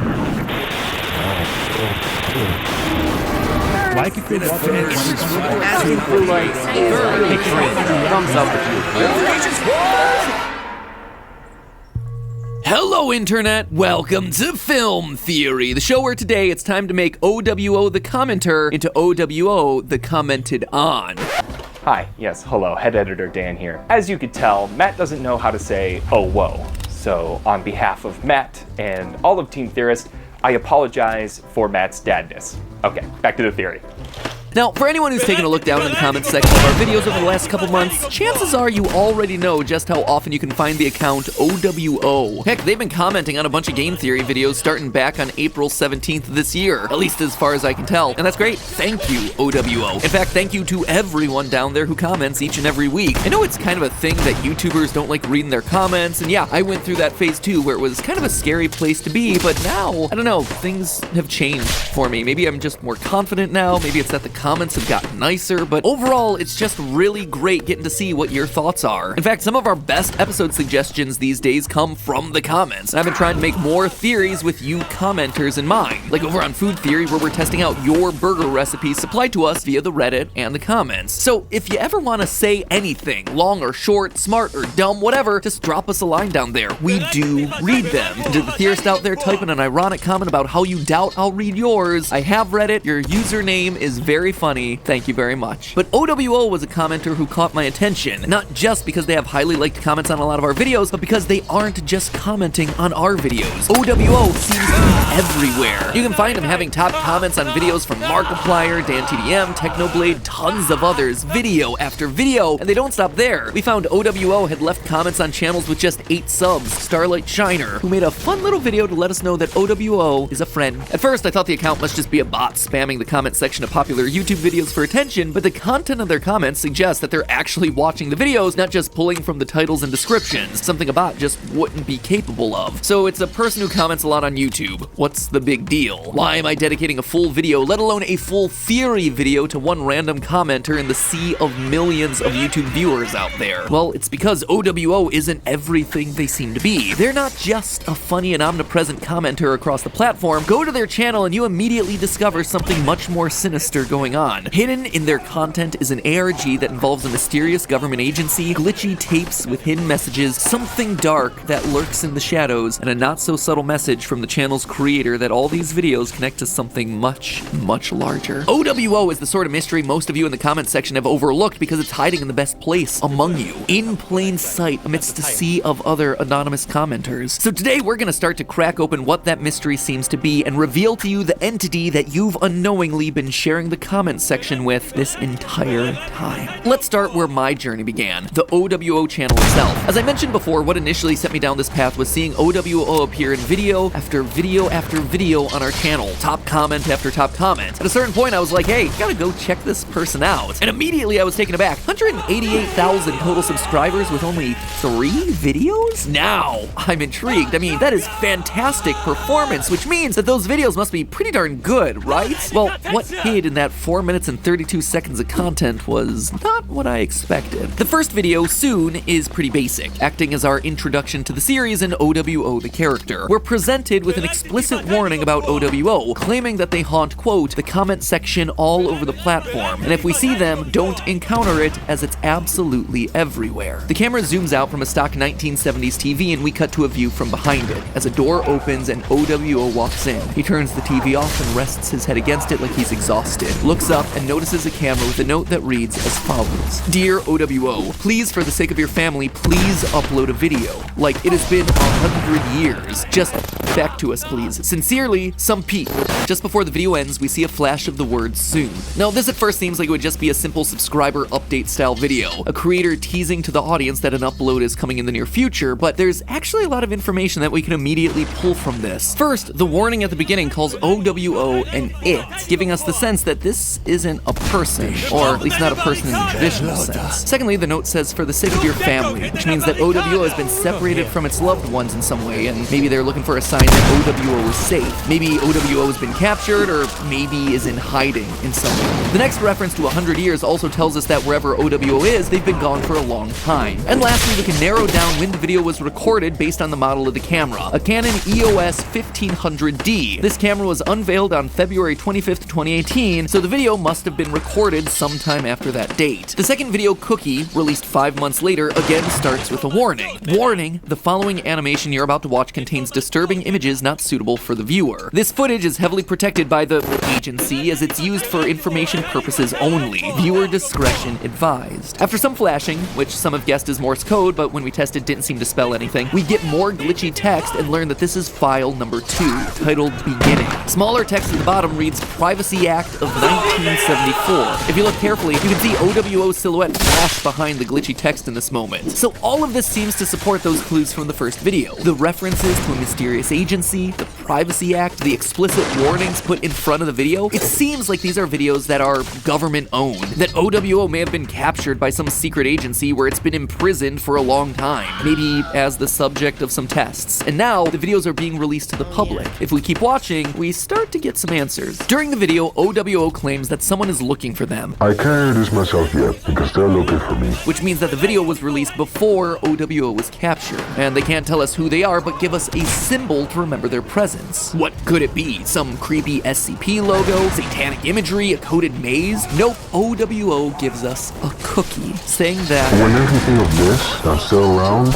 live and well. That is not what I expected. You have this dark noir setting with creepy glitches, and you give us a cookie? At least it's chocolate chip and not some reject cookie like Snickerdoodle. Anyway, the video ends with someone breaking into OWO's location. We get some final flashes and the messages. The video will end shortly. Help me please, I'll be back. In the final video, 100K, released April 17th, 2021, OWO gets a letter from an anonymous person congratulating them for hitting 100K subs. OWO calls out that the number reads like look. After some more static and glitching, we see that this video is file 6, titled Strange Milestone. The file naming seems to be setting up a timeline of events, so far with only files 2 and 6 revealed. A timer shows up on the screen and OWO fades in as a creepy face moves behind him. After celebrating his milestone achievement, OWO realizes that the whole thing has been a trap, but it's too late. The timer hits 60 seconds, the screen flashes, revealing the creepy face with the message, I found you, and the video abruptly ends. Putting all the clues across all 3 videos together, it seems that OWO is an entity that was hunted and captured by a government agency after making a mistake and recording a video for longer than 60 seconds. Except we're clearly missing something that's critical to the story. Why? Why OWO? Who, or maybe better, what is OWO to make it such a hunted entity? Well, with a name like The Commenter, you'd expect that their comments are a large part of what we need to analyze to try and solve things. And from looking through the comments, we can actually learn a bunch of things about OWO. The oldest comment that we could find was on the Unspeakable Gaming channel back on October 25th, 2019. But since OWO officially joined YouTube on May 1st, 2019, there may be some others that predate that one that we weren't able to find. We also know that OWO's birthday is on May 18th, important to note since that's the record date hinted at in the second video, that they grew up addicted to cartoons, that they're a cat person, and that at some point OWO's father left. But that is a small percentage of their online comments. If Lori is truly hiding in the place OWO is most known, I have to get to work. Especially when you take into account the fact that according to an interview with OWO on the subreddit Find OWO, they spend anywhere between 6 and 12 hours a day commenting on videos. Assuming that OWO moves slowly and watches each video in its entirety, that would average one video every, say, 11.7 minutes. Giving them the generous estimate of 2 minutes to type a comment, OWO could be leaving nearly 53 comments over a 12-hour day on the low end. With his account active for 817 days as of writing the script, they may have left in the range of 43,301 comments. Oh my god, what have I done? Is what I would be saying had it not been for OWO actually posting on Reddit that, quote, commenting has nothing to do with the ARG at all.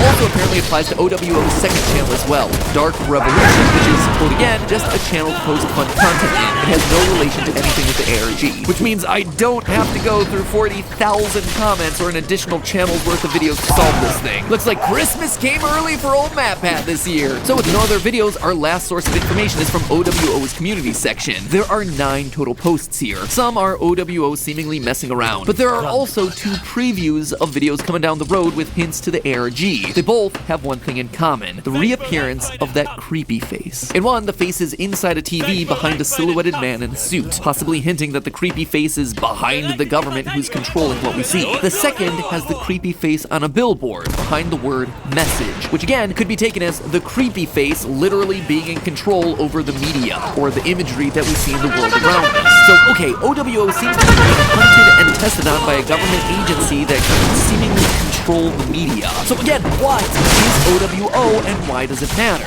Well, dear theorists, get your Pepe Sylvia boards out and strap in. We're about to sail dangerously close to 10-foot tall Wario territory. I believe that OWO is a meme that has come to life. Now, this seems insane with so little information to go on, but hear me out here. There has to be a reason for the agency to need OWO, an agency that, again, based on the community posts, seems to be able to control and manipulate the media. Well, OWO must be able to do or be able to offer this agency something that they don't currently have, which had me coming back to the first warning on the first video. Warning, this message is about a mysterious person who haunts the comment sections all over the platform. If you see a humanoid figure, please don't encounter it as it's absolutely everywhere.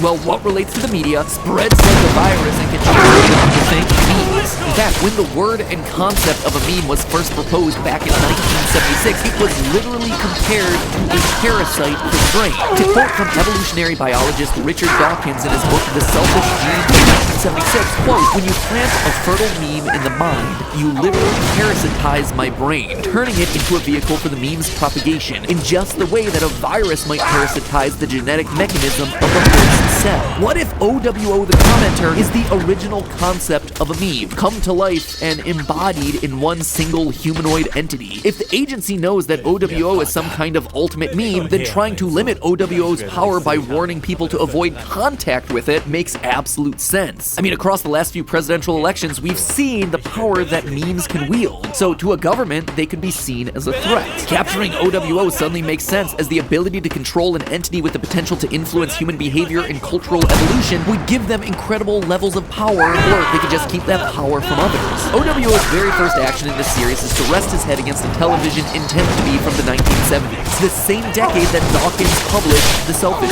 Gene. That could absolutely be a coincidence, but when you Google image search for 1976 vintage TV, the same TV used in OWO's video shows up right near the top of the search results. For sure, it is absolutely a stretch, but it's also an ARG, so it's not wrong to consider anything a possible clue. But the biggest hint to me goes back to the cookie from the second video. Like, why a cookie? It makes no sense. Is it meant to be like lol random funny? Or maybe the cookie isn't a cookie. Consider this. If OWO is some kind of internet-based entity come to life, it wouldn't be far-fetched to assume that the cookie is a computer cookie. For anyone that doesn't know, a computer cookie, or an HTTP cookie, is a small block of data placed on your computer by a website. At their most benign, they're used to track your internet activities. At their worst, well, let me tell you a story. Back in 2005, a hacker named Sammy Kamkar, alias JS Space Hero, created a computer worm on MySpace, which, for all of you youngins, was the older, even less cool version of Facebook. Anyway, Sammy's worm was intended as a prank, and it made it so anyone who visited his page would automatically add him as a friend, and their profile would then display the message, but most of all, Sammy as my hero. It also added that code to any infected profile. Within 20 hours, Sammy's message was on over 1 million profiles, making it the single fastest spreading virus of all time. His message,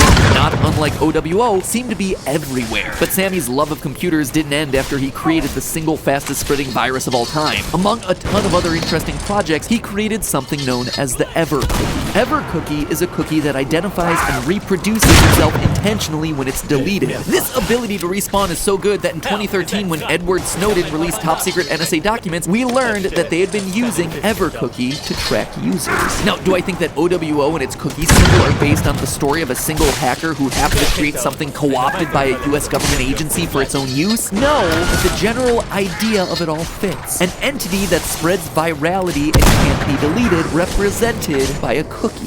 One that is used for near omniscient tracking abilities. One that was used by shadowy government agencies. The similarities between these stories do seem to be very interesting. So, is that it? Is OWO really just a living embodiment of a meme, captured by a government agency attempting to gain more power and influence with plans to ultimately control culture and society as a whole? Looks like we'll have to wait for a few more pieces to put the puzzle together. And I guarantee someone will be watching us from the shadows and from the comments. I'll see you down below, OWO. Make sure the rest of you down there say hi to him. We don't want to be impolite. And most importantly of all, remember, it's all just a theory. A film theory. And cuts. Hi, it's me again. Back for the end card. Thank you so much for watching. You can click on this here. I'll take you somewhere, and click here. That'll take you somewhere. I don't know where. I'm sure it'll be exciting. You don't need to sit and wait. For me, I'll asleep.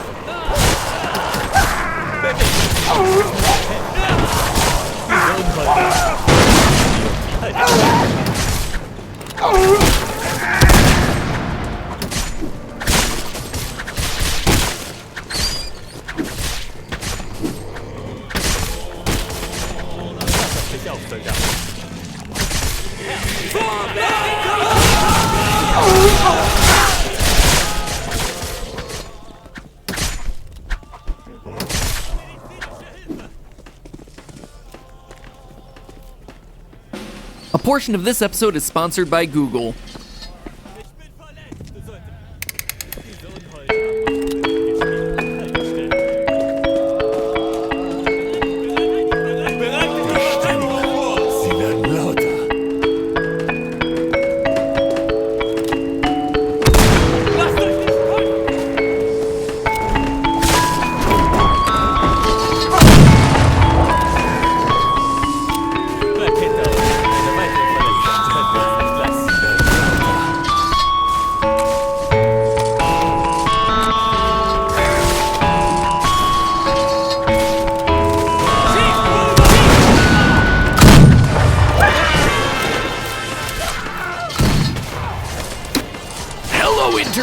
Welcome to Film Theory, where I wish I had a Shadow Man feed me when lights go off. What is this thing? Oh, you're a horrific monster. On second thought, maybe not. Ladies and gentlemen, welcome back to The Walton Files. For those of you who don't remember, The Walton Files is the analog horror series from Chilean creator Martin Walls, with a story that's gonna melt your brain and a sound design that's gonna melt your ears. Apologies, headphone users. It's a story about the now defunct Bonds Burgers, an animatronic-themed restaurant chain founded by business partners Jack Walton and Felix Kranken. Through the first 2 installments of the series, we learned that these two men had a falling out, and that Bonds had been forced to close shortly after its opening due to some mysterious event called the Incident of 1974. Honestly, though, it feels more accurate to call this the Incidents of 1974, considering that this is the year of Jack's disappearance, his wife Rosemary's untimely death and stuffing into Shaw the sheep, and another woman named Susan Woodings winding up beside Banny the bunny. I mean, it was a busy year for the franchise. After the closure due to the Incidents of 1974, the animatronics were relocated out into the woods, where they proceeded to take the lives of a few more victims as they lay in wait for the return of the mysterious character named Sophie, a former caretaker of the Bonds Burgers facility that we briefly saw in the very first episode of the series. A person that the animatronics are particularly keen on getting their hands on, as evidenced by them killing Brian Stells because he her. And as of last episode, that's where we left things off. Almost. There was one final video I hinted at towards the end of that last episode. By piecing together flashes of a URL left at the beginning and end of the Relocate project upload, we're brought to an unlisted video titled Lucky You, where we see... What is this? What is this? It's a clearly laid out timeline of events? I'm crying because I'm so happy. Also, watch the endoskeleton boogie down. If there was any lingering confusion about the order of this story, Lucky You is basically the teacher's answer key, and it confirms everything that we talked about last upload. However, there's still one major reveal here: the return of Sophie. You must be so confused about what you saw. Don't be scared, my little bunny, for I'm going to tell you a story of broken people, beautiful people, safety and pills. Sophie. This now pretty much marks Sophie as our main character. Remember, the first thing that we hear in episode 1 of the series is backwards text that gives us this message. We finally start to remember that old day. They will look out for you soon.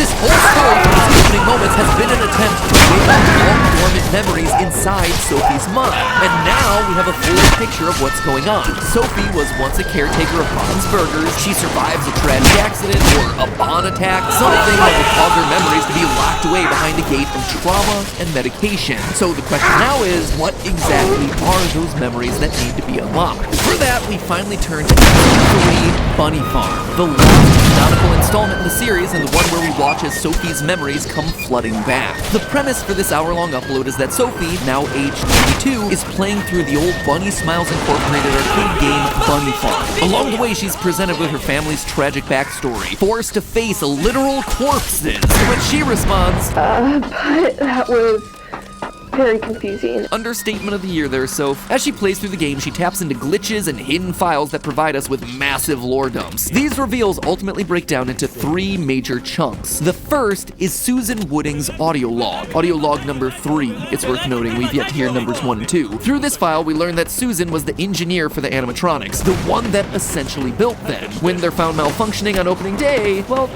this happens.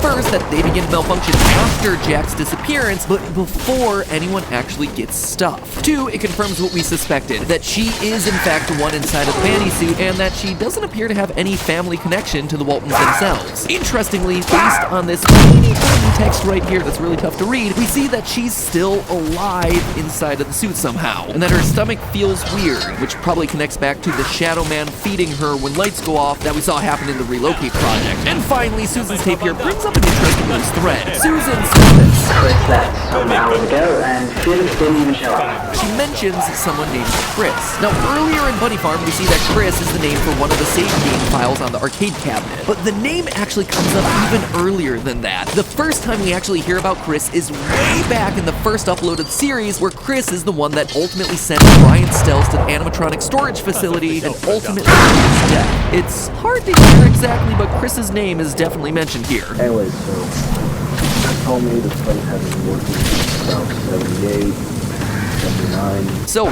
could Chris be the identity of our Shadow Man? The one person who has a connection to the franchise since its earliest days and has survived to tell the tale, feeding the animatronics at night? It remains to be seen, but Chris is definitely suspect number 1. The second major chunk of this upload gives us the identity of yet another animatronic, this time Boozoo the Ringmaster. Bunny Farm is very explicit in showing us that a man named Charles has been stuffed inside of the suit, and that he's been missing since 714, missing real 714. 5 days before the restaurant's shut down. Some scary breathing and jump scares later, we get this line. A line that's only visible via the closed captions. I don't remember my face. Chris and now Charles are 2 major loose threads that we have coming out of this upload. We know that they're important to the story, but we don't quite know their role in any of this. Last is the most tragic chunk of the 3, which, you know, is saying a lot considering that we just went through 2 horrific murders. Through a series of redacted diary entries, we learn how Felix's marriage to his wife Linda falls apart, and how Felix has increasingly turned towards alcohol for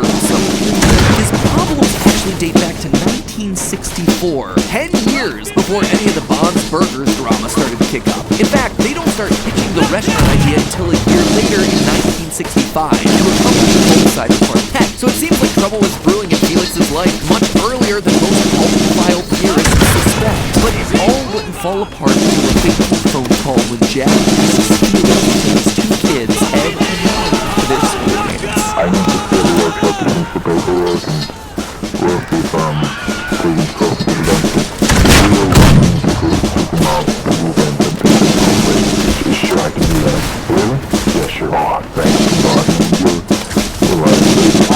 Jack is to find out that Felix is not in fact be a lifesaver. But before we get how, you know what is a lifesaver? Our sponsor for this portion of today's episode, Google. Specifically their password manager. Because sometimes the scariest thing happening is that money animatronic looking to stuff you into a robot suit. Sometimes it's just people looking to get access to your information online. Did you know that October is Cybersecurity Awareness Month? Yeah, I didn't either, but apparently it is. And I call that out just because online security is one of those things that we all don't tend to prioritize. Sure, we lock our cars, we lock our house, maybe get security devices and hide our keys to protect our physical stuff, but what are we really doing to protect our digital stuff? You know, the really important things like access access to our bank accounts, billing information, the keys to our online identities. Well, the first two steps in that process are 1, having strong passwords for your accounts, and 2, not reusing those passwords. Statistically, an average person has over 27 separate accounts to keep track of. That is a lot of information. And if you reuse passwords and one of those sites has a data leak, then all your information is vulnerable as one website dominoes into the next. But if you use a different password for each one, boom, the vulnerability stops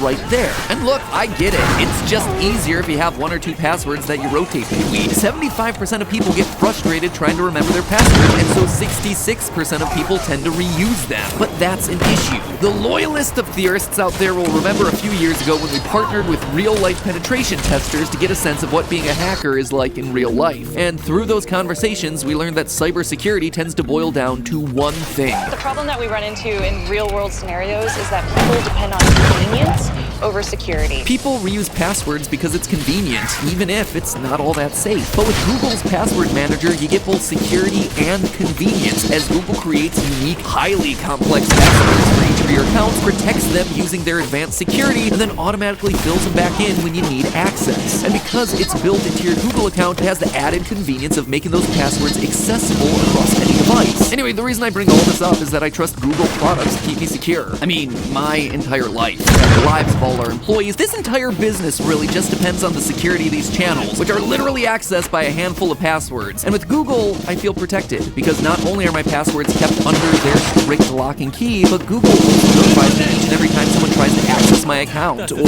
anytime they find one of my passwords has become vulnerable. It allows me to stay secure without having to constantly worry about staying secure. So if you're interested in learning more about how Google helps protect your information, visit g.com/saferpasswords. Easier option, link is in the top line of the description. Thank you again, Google, for keeping me safe for the last decade and for sponsoring this part of the episode. Now, back to the fictional scary stuff. As you might have predicted, Felix was out there. She was not fit to drive that day. Via the diary entries, we learned that Linda had actually left him earlier that day, May 2nd. And after drinking more at the school dance, things were different. In the 70s, he gets lost on the drive back home and ultimately winds up in a horrific car crash that kills both of Jack's children. Ed, terrified of what he's done and what he could possibly tell Jack, he buries the 2 kids as a cover-up for his actions. This, in turn, is the memory that Sophie needed to unlock. This is just got so much deeper than I thought, and now it is I know what's happening. In the end, we clearly see Ed and Molly, depicted as 2 red children, rise out of the ground and possess their gray stuffed animal, Rocket Rabbit. 2 children sharing one character. Wait, is Rocket just the Walton Files equivalent of Golden Freddy? Did everyone realize that Golden Freddy actually had 2 spirits inside of one suit before I did? What are the dates of this one?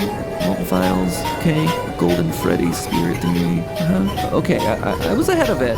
By a little bit. And then Bunny Farm ends on that uplifting note. From here, we get one final check-in with our happy little animatronic family, a final sequence of jump scares, and that's it. A somber ending to an intense 3-video ride of horror and tragedy. And honestly, it's a pretty tightly written episode. In this one extended upload, we get a lot of the answers that we were looking for last time. Who is Sophie? Why is she important? What she's supposed to remember? Check, check, and check. We know all those things now. But for everything that it explicitly answers, Bunny Farm still leaves one of our biggest questions open-ended. The biggest being, where's Jack? His frantic phone calls to Felix the night of the crash asking about his children are, to date, the last time we actually see or hear from him. Sometime in the next month after those calls, he disappears, the robots start acting funny, the restaurant opens, Rosemary gets stuffed into Shaw, and things quickly close. But whether that's Jack getting stuffed into Bon, Jack stuffing himself into Bon, William Afton style, or him just literally disappearing out of grief and despair in a quest to find some way to bring his kids back, it's unclear. After all, someone caused the animatronics to go haywire before opening day of the restaurant. Could it have been Jack and his grief? Maybe. The evidence we have right now points to Jack being dead, or stuffed into his Bond suit like you might expect. In video 1, we get a brief glimpse of Jack's missing poster, which comes accompanied with a message of,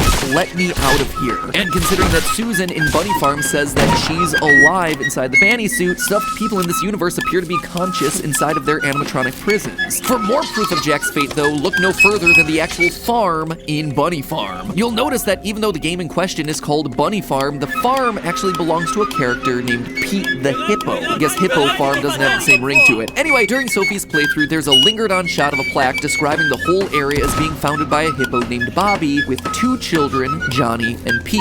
Bobby, who's now deceased, year unknown, had promised to build the greatest barn ever. Later, this plaque changes to instead reference the deaths of Ed and Molly Walton, which by proxy would mean that Bobby, our dead hippo, is then the stand-in for Jack Walton, our dead or stuffed protagonist. Connected to that, who or what is Bon the animatronic bunny? It's easy to assume that Bon and Jack are one and the same. If the bunny-shaped animatronic rabbit foot fits, wear it, you know? But I'm just not convinced. On one hand, the Springtrap connection of a mourning father losing his mind and trying to put the pieces of a broken family back together is hard to deny. On the other, though, I just don't see Jack, a loving father, actively luring his loving wife Rosemary to her death in the guise of Bon. Plus, we get a few additional visual clues as to what might really be going on here. Throughout Bunny Farm, we get the merging and separating of Ed and Molly as these 2 red child spirits. We, of course, see them preparing for their school dance on the front steps of their house, and we see both of their faces multiple times around Rocket Rabbit, making it crystal clear that they're inside of that beloved toy. But in a weird couple of creative decisions, we also see them split out of Bon multiple times. During the night of the dance, we see the Bon player character wander around the school before passing behind a wall, and suddenly on the other side, we see Ed and Molly appear to hunt for their uncle. And during the final jump scares of the Bunny Farm video, we see Bon glitching with overlays of 2 child spirits, 1 boy and 1 girl. So is Bon responding to the presence of these 2 lost children? Are they inside of him? His murderous intentions born out of their collective rage? Again, just like we see with Golden Freddy over in FNAF Land, was Rocket just a glorified vessel to carry him from one body to the next? It's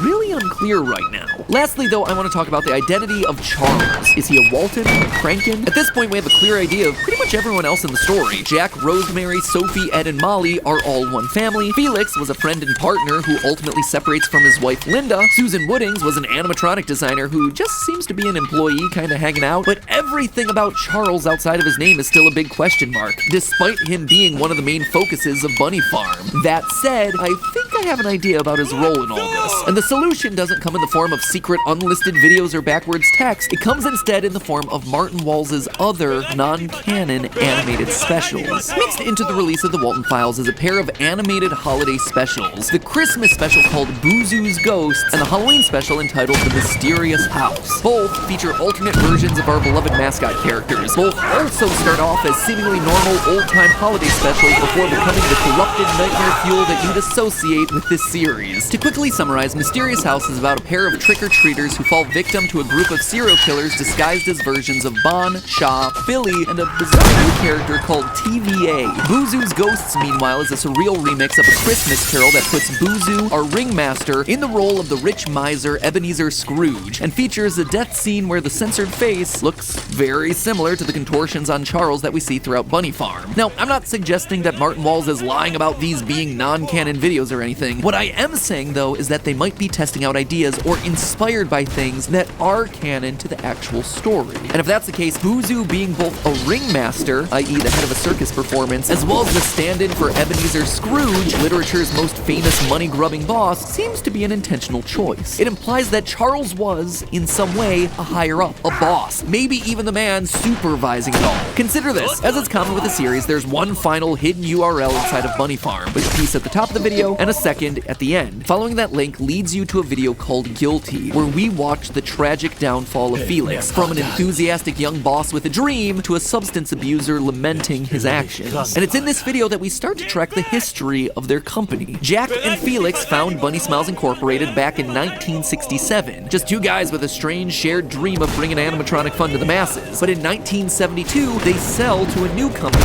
Cyber Fun Tech. Notice the logos and disclaimers on the title cards for all these videos. Felix even calls it out. It's crazy how far we've made it. Just everything.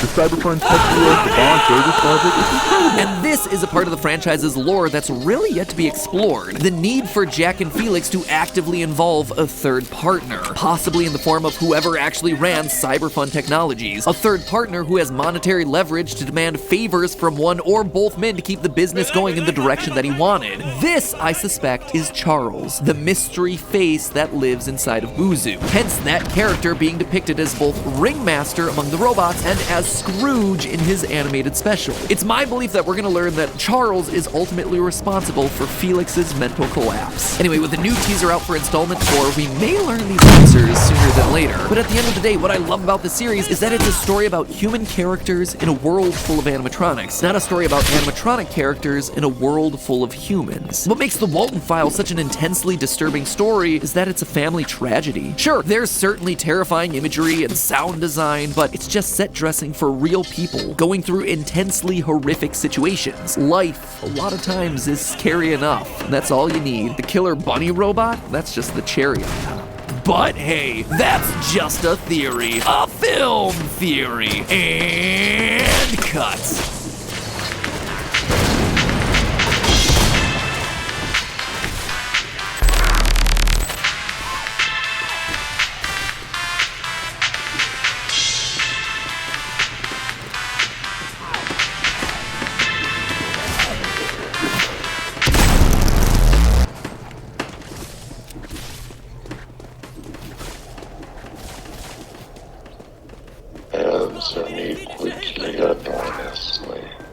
Bewegt euch nicht. Ich muss euch helfen, Herr. Halt still. Das kann ein bisschen dauern. I don't know. Do you know what you must do? I don't. Bleib hinter uns. Eine weitere Verletzung können wir uns nicht leisten. And I will Bereitet die Verteidigung bereit. come out of the basement.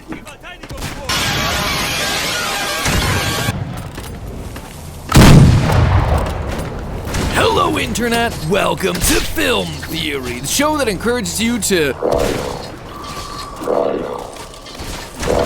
And if the choppy black and white animations haven't clued you in yet, yep, we're in that part of YouTube again. That shadowy corner where anything goes, where you're gonna see things that burn themselves into your mind. That corner that you probably shouldn't be watching at 3 a.m., but you're gonna try to anyway to see if you're brave enough to last. And then you're gonna pass it on to your friends as a humble brag saying, look, I watched this. Can you? The horror in question today is a small indie channel that I've had my eye on for a while now called _Boisvert, or as I believe it's actually pronounced, Boisvert. When I see the underscore at the beginning, it always makes me think that there needs to be a dramatic pause there, like, Boisvert. Anyway, Boisvert is French and literally translates to green wood, which I don't think has anything to do with the twisted images that you're about to be seeing in its videos. The phrase is also used in the French figure of speech, une volée de Boisvert, which means a barrage of criticism. Likely more why it was chosen for the series and not the green wood thing. Regardless, I'd like to take this opportunity to offer a formal apology to the entirety of the French language for this video.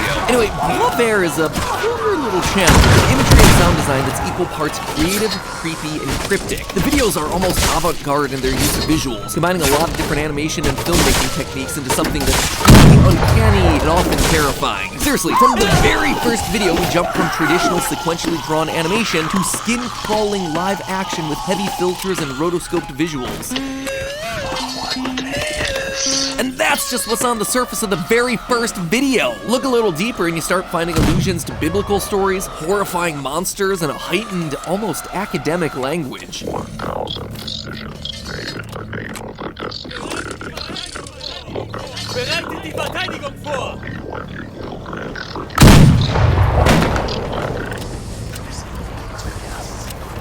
There's also a lot of imagery in there of floating hands trying to give us the tickles. So that's fun. If you can manage to brave your way through its uploads, it's clear that there's a story here. The timeline of events is completely out of order. There are also elements of an ARG, like Morse code and QR codes that are linking to unlisted videos. You know me, when I see an analog horror series with ARG elements, I can't help but get to the bottom of it. There is clearly a deeper story hidden in this channel just under the surface. And what I found at the end of the mystery was not at all what I would have expected. Boisvert is simultaneously one of the darkest and twisted explorations into human emotion that I've seen. And yet, once you understand what you're watching, it hits hard. It is real. It connects in a way that most other media doesn't. And to top it all off, it's uplifting. Don't let this fool you, friends. This story has itself a happy ending. That said, before it gets there, Boisvert is heavy, friends. Consider this your content warning. Today we're braving our way through topics like depression, anxiety, isolation, and self-harm. But I promise you, it all comes out good in the end. So, what is the creator of Boisvert trying to say through all the unsettling whispers? Let us begin. From the very first video, Take Care, it's clear that we're diving into a plot that has a lot to say. Here we meet our main character, an artist. I'm gonna call him Antlers Guy because none of the characters in the series appear to have official names. Antlers Guy counts the small victories where he can, including waking up at a reasonable hour, consistently exercising, ignoring the noises downstairs. Yeah, you can kind of see where this one might be headed. Before too long, Antlers Guy is drawn to the noises, heading down into the basement. And it's there that we meet our main monster, Room, a shadowy figure with a disturbing triangular head. Suddenly, in a jarring twist, the art style shifts to live footage with the entity charging at the camera, whispering a series of pointed questions.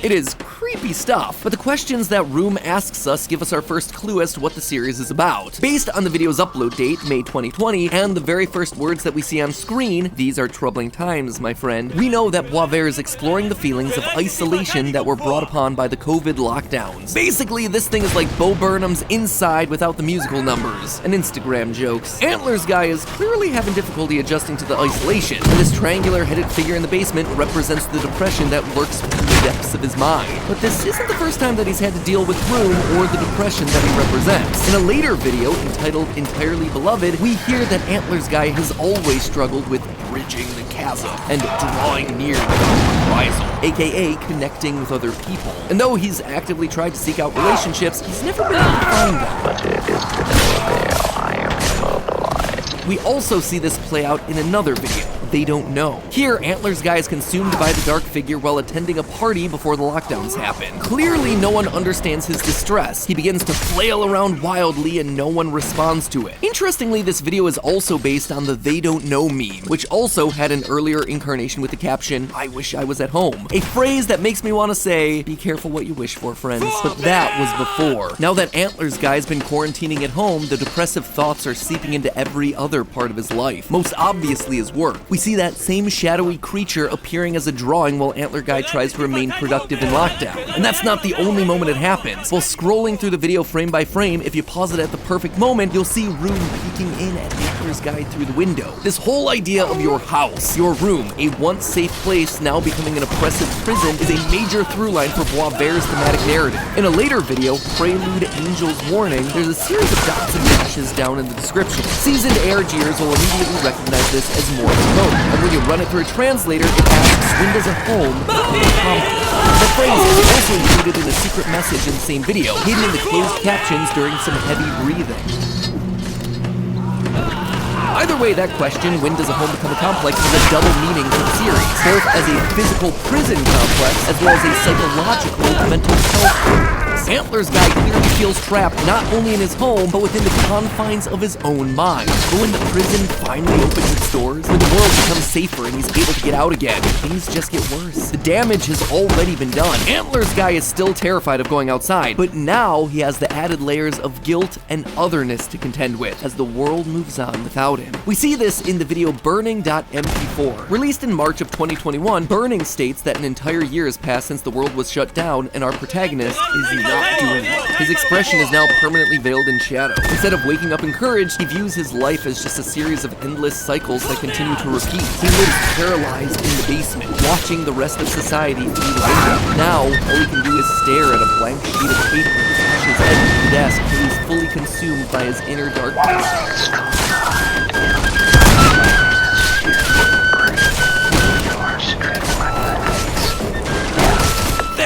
Antler's Guy isn't completely without hope. The next upload, Continue, dramatizes the internal battle as a video game showdown between two new figures, Dollface and Dogface. Again, because they don't have official names, we're just gonna call these characters Pessimism and Optimism respectively. Let me tell you, this video's got pretty much everything you'd want in a good showdown. A hero, a villain, a music track that absolutely slaps.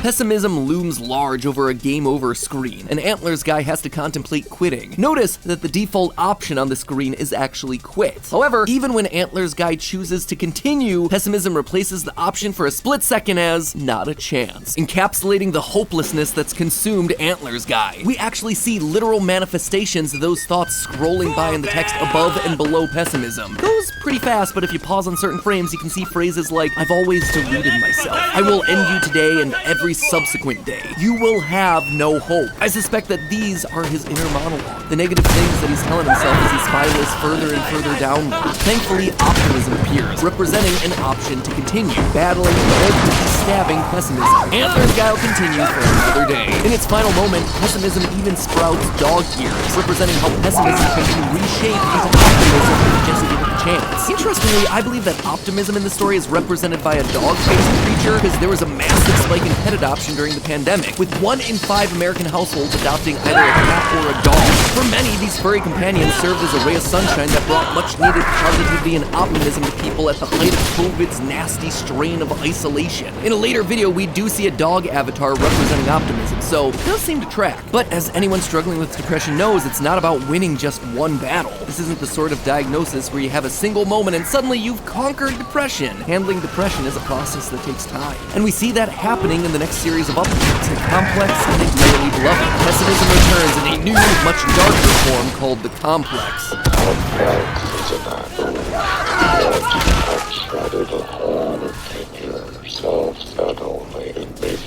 The Complex has driven Antlers Guy to push everyone away, and in so doing, he's trapped him in a new prison, one entirely self-made, forcing him to sit alone in silence with all these dark thoughts, just spiraling. Because he feels as if he's missing something, Antlers Guy draws even further in from everyone around him. On a community post from the channel, we actually see this reiterated. It says, "Something is missing," with a hex code that leads to this image of a chair, and a QR code leading to Antlers Guy sitting on it, alone forever in the dark. All of this causes Antlers Guy to be entirely consumed by his dark, green persona, set not just to the basement, but into a deep well in the basement, lower than low, the literal abyss of despair. It's there that he comes to a disturbing conclusion. Though he always wanted genuine connections with other people, he simply couldn't bring himself to take that chance because he was afraid.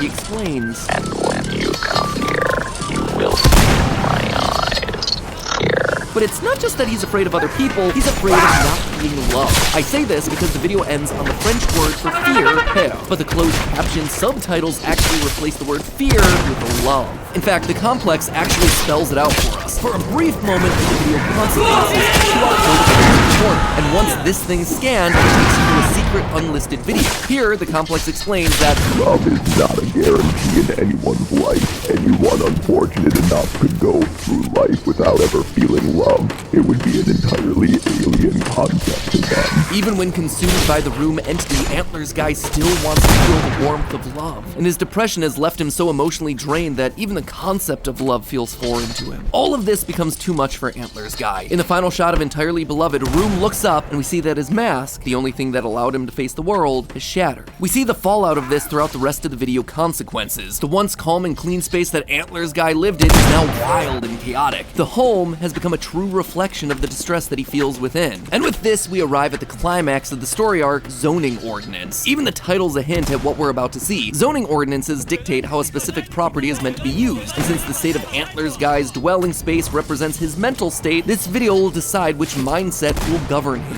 Will he give in to his dark thoughts, or will he defeat them and move forward? Antlers Guy is consumed by his shadow form, sitting at the bottom of a deep pit in the basement while Complex looms over him. That's when the injured Optimism arrives, bloodied but not beaten. In fact, it literally drags the corpse of Pessimism with him as it arrives at the pit. Immediately, the Complex lashes out and attacks Optimism, trying to drown out its positive intentions. This then starts another battle and another killer beat. During the struggle, Pessimism's corpse is knocked into the pit, and Antlers Guy begins to devour it, symbolic of how in his depressive state, he's literally feeding on negative thoughts. And during this epic struggle of positivity versus negativity, optimism against pessimism, hope versus depression, Antlers Guy is wounded as a knife falls into the pit and strikes him. I think this is Boisvert's way of portraying the topic of self-harm, but in this moment, he encounters the angel, which, not really the thing that I want to see while I'm approaching the pearly gates, gotta say. Then again, some angels in the Bible are described as interlocking golden wheels covering eyeballs, so, maybe this thing is more accurate than I'd care to admit. Regardless, the angel comforts Antlers Guy, asking him to recenter his thoughts on himself, picturing himself as the center of an empty room. It encourages him to cry out so that no one can ignore him, telling Antlers Guy that it's okay to ask for help. Antlers Guy reaches out to the angel, pulling off its face and then putting it on himself Majora's Mask style. But I don't suspect that this is a mask hiding us from other people. Instead, I think it's representative of Antlers Guy putting on a new, brave face so he can confront his own depression and enter the world that scared him for almost his entire life. The moment he grabs the mask, the closed captions read, Antlers Guy has found something that he can connect with and open up to. Back in the pit, hands erupt out of Antlers Guy and lift him out of the pit, grabbing the complex and ripping it to shreds. The very last thing that we see in the video is Antlers Guy, still consumed by the depressing broom entity disappearing and leaving only Morse code hidden in the closed caption at this point tells us goodbye and hello. And the video's description reads, an ending, a continuation, a beginning. Despite Antlers Guy saying goodbye to the complex, brought on by a lifetime of fear and incited by the home lockdowns, the darkness inside of him still lives on in a small way. The depression still follows him. Always will. We're now saying hello to a new start, a new beginning, a chance to coexist with the darkness, to understand it, and most importantly, to handle it in a healthy way. And with that, we see the closing of this chapter of Boisvert's story, something that I'm gonna call the complex arc, with our central character reasserting his voice and taking steps to pull himself out of his literal pit of despair. Now, to be honest, there's more to Boisvert's story. Really, there is, considering the channel's still actively uploading, so it's likely that I'll probably revisit the channel at some point down the road if you liked it. But for now, I just honestly appreciate how well the story's told. For as horrific as the visuals get, the message is actually real and hopeful. When you live with clinical depression or anxiety, you simply don't defeat it like you see in so much media. It doesn't just go away vanquished. Instead, you have to learn to live alongside it in a way that allows you to continue moving forward. And sometimes you're gonna fail. Sometimes you're gonna backslide into another depressive episode, and that's okay. No one is gonna be at their best every single day, and it's okay to reach out and ask for help when that sort of thing happens. And that's gonna be true for a creepy looking YouTube protagonist or for you watching at home dealing with the hard times for yourself. As they say at the end of zoning ordinance, cry out. Cry out. Cry out. And I bet that you'll find an audience of people willing to listen, able to relate, and eager to help. But hey, that's just a theory. A film theory. And cut.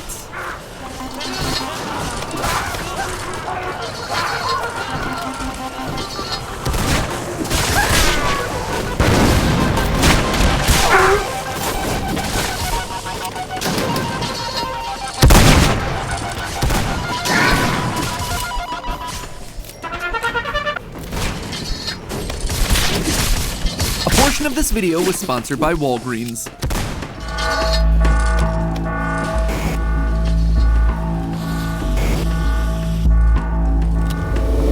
Exposure has far exceeded dangerous levels. If they keep this up, there's gonna be nothing holding him back. Oh no, it's too late! Run! Run! Goodbye, Internet. Sorry about Anti-Pat over there. He just escaped from his containment cell. Pay him no mind. He's kind of a minor glitch in the system. Pretty darn harmless, honestly. The scariest thing about him is just how cringy he is. Anyway, let's try that again, shall we?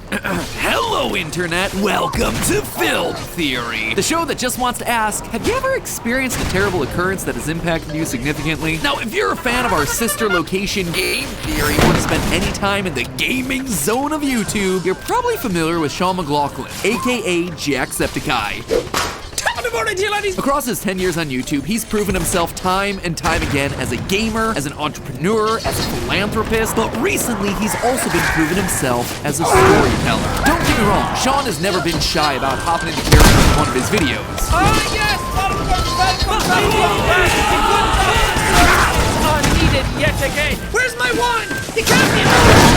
Where's my hat? But now it appears as though Sean has something greater planned for those characters. A wider connected universe that brings them all together to tell a story of love, loss, and chaos. And it all begins with one. I've been here this entire time, keeping an eye on things. Roblox, the powerful and terrifying Antisepticeye. Recently, Sean released what has got to be one of his most ambitious projects to date, the Iris Project, an interactive live stream where the chat used text commands to cooperatively play a legitimate video game, solving puzzles and ultimately unlocking all sorts of new channel lore. The video itself follows one specific Sean character, Chase Brody. Now, to catch you up in case you don't watch every single one of Jacksepticeye's Let's Plays, Chase is your typical bro. So much so that his spin-off YouTube series is called Bro Average. Yo, what's up, guys? I'm Chase, and welcome to Bro Average. But while on-screen Chase is living large with teabagging trick shots, off-screen he appears to be having difficulty with his family life. This one's called I'm Staying at My Sister's This Weekend. I don't care what your sister says, just please, at least let me see you the weekend still. This escalates, and ultimately it comes to a climax at the very end of a 2018 video titled What Do You Want From Me?, in which Chase hears his family screaming. He goes to explore his house only to be confronted by another of Sean's characters, the unpredictable and violent Antisepticeye. It appears that whatever happened here ended in tragedy, because a year later we get the video simply titled Chase. In it, we watch as Chase approaches a makeshift grave and then places a photo of his family on it. They're dead, but who's responsible? Antisepticeye? Chase himself? Or something else? He begins to drink his troubles away until he's suddenly teleported to the top of a parking garage. And it's here, in an upload coming 3 years later, that the Iris Project begins in earnest, continuing the story of Chase, Antisepticeye, and presumably the rest of Sean's personas. Right now, that narrative is still in its early stages, but it's clear that Sean has big plans for it moving forward. I would assume the next installment's gonna be coming sometime either next summer or Halloween, based on how he's been treating these sorts of uploads in the past. But here's the thing, you don't need to wait that long, my friends. I think that we've cracked open what the wider story is. In their pursuit of discovery and technological growth, the Iris Corporation has gotten too ambitious. It's attempted to tap into forces that are far beyond their control. And by doing this, they've unleashed a force that threatens not just Iris, not just Chase and the other personas, but all of humanity. So grab your clipboards and start scribbling away, loyal theorists. Time to dive in.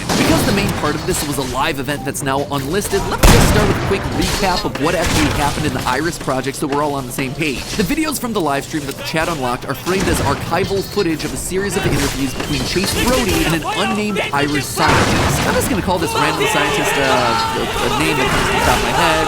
Let's just say Aaron. No real reason for that. Anyway, at first, the interview is more of an interrogation. Aaron seems distant and cold. Shots framed so we don't even see his face. He refers to Chase as a subject rather than a person. Subject has no recollection of spatial transition. Wait, subject? Aaron's questions also seem borderline nonsensical at first. Does Chase recall how he was teleported? Has he seen or heard things that weren't actually there? Seen objects appearing or disappearing? Lost track of time? That sort of thing. However, as the days of the interrogation go on and Aaron attempts to warm up to Chase, we begin to see his face, and his questions start getting more personal. Have you ever experienced a terrible occurrence that has impacted you significantly? Stop. Have you ever experienced a terrible occurrence that has impacted you significantly?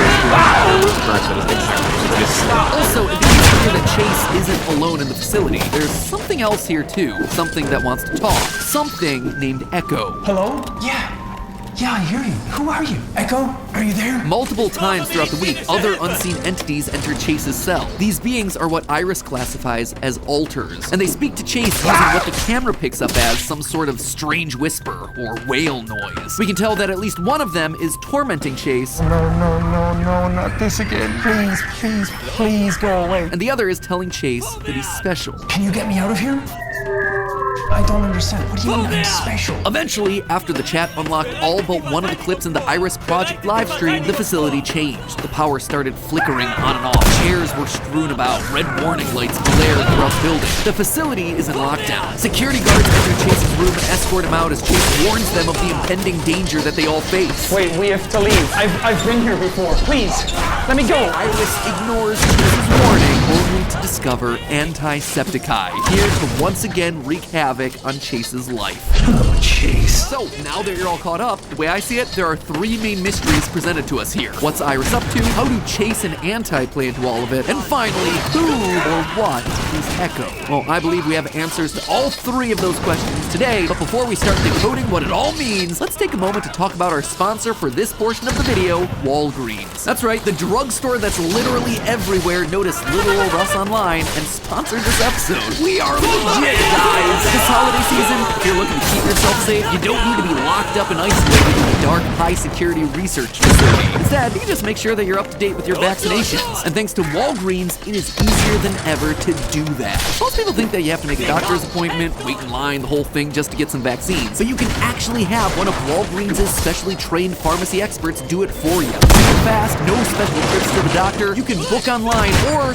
you can just go in literally the same day. You can even save yourself a trip and schedule your COVID-19 and flu vaccines for the same time. Steph and I both take vaccinations seriously. We have a child who needs us to stay healthy. We do a lot of travel to see you guys and speak at events. We do our best to spend time with family at the holidays. And all of those things mean that we need to stay as responsible as we can in order to keep ourselves safe. Case in point, just a few weeks ago, our entire team came out to North Carolina to work together in the same room for the first time since COVID. There was a lot of hugging, a lot of jumping up and down, and then a lot more hugging. Honestly, for a bunch of introverts, Team Theorist is shockingly close. But you know what made all of those close hugs possible? Scientifically tested vaccines. And Walgreens makes it easy to access those vaccines quickly, reliably, and professionally. So go, get your vaccinations now, my friends. That way, by the time you hit the relative's house, gift swaps, or uncomfortable corporate mandated holiday parties, you're confident in your health and your safety. Schedule an appointment online today at walgreens.com/schedule vaccine. Again, that's walgreens.com/schedule vaccine. Or, you can just click the link in the description if you don't want to type all that stuff out. Be smart and safe this holiday season, loyal theorists. Once again, thank you to Walgreens for sponsoring that portion of the video. Let's just jump back into the mystery of Iris to decode what all of it means.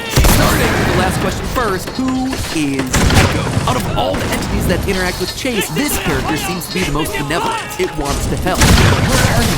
How can I hear you? How? Can you get out of here? No, don't say that. If we can get out of here. When Echo first appears, the Iris camera encounters some interference. You can even see the silhouette of some sort of figure in there. Easy money would say that that is accurate. But something else you might not notice here is that all throughout the rest of the interaction, the camera glitches to Chase jump around a bit.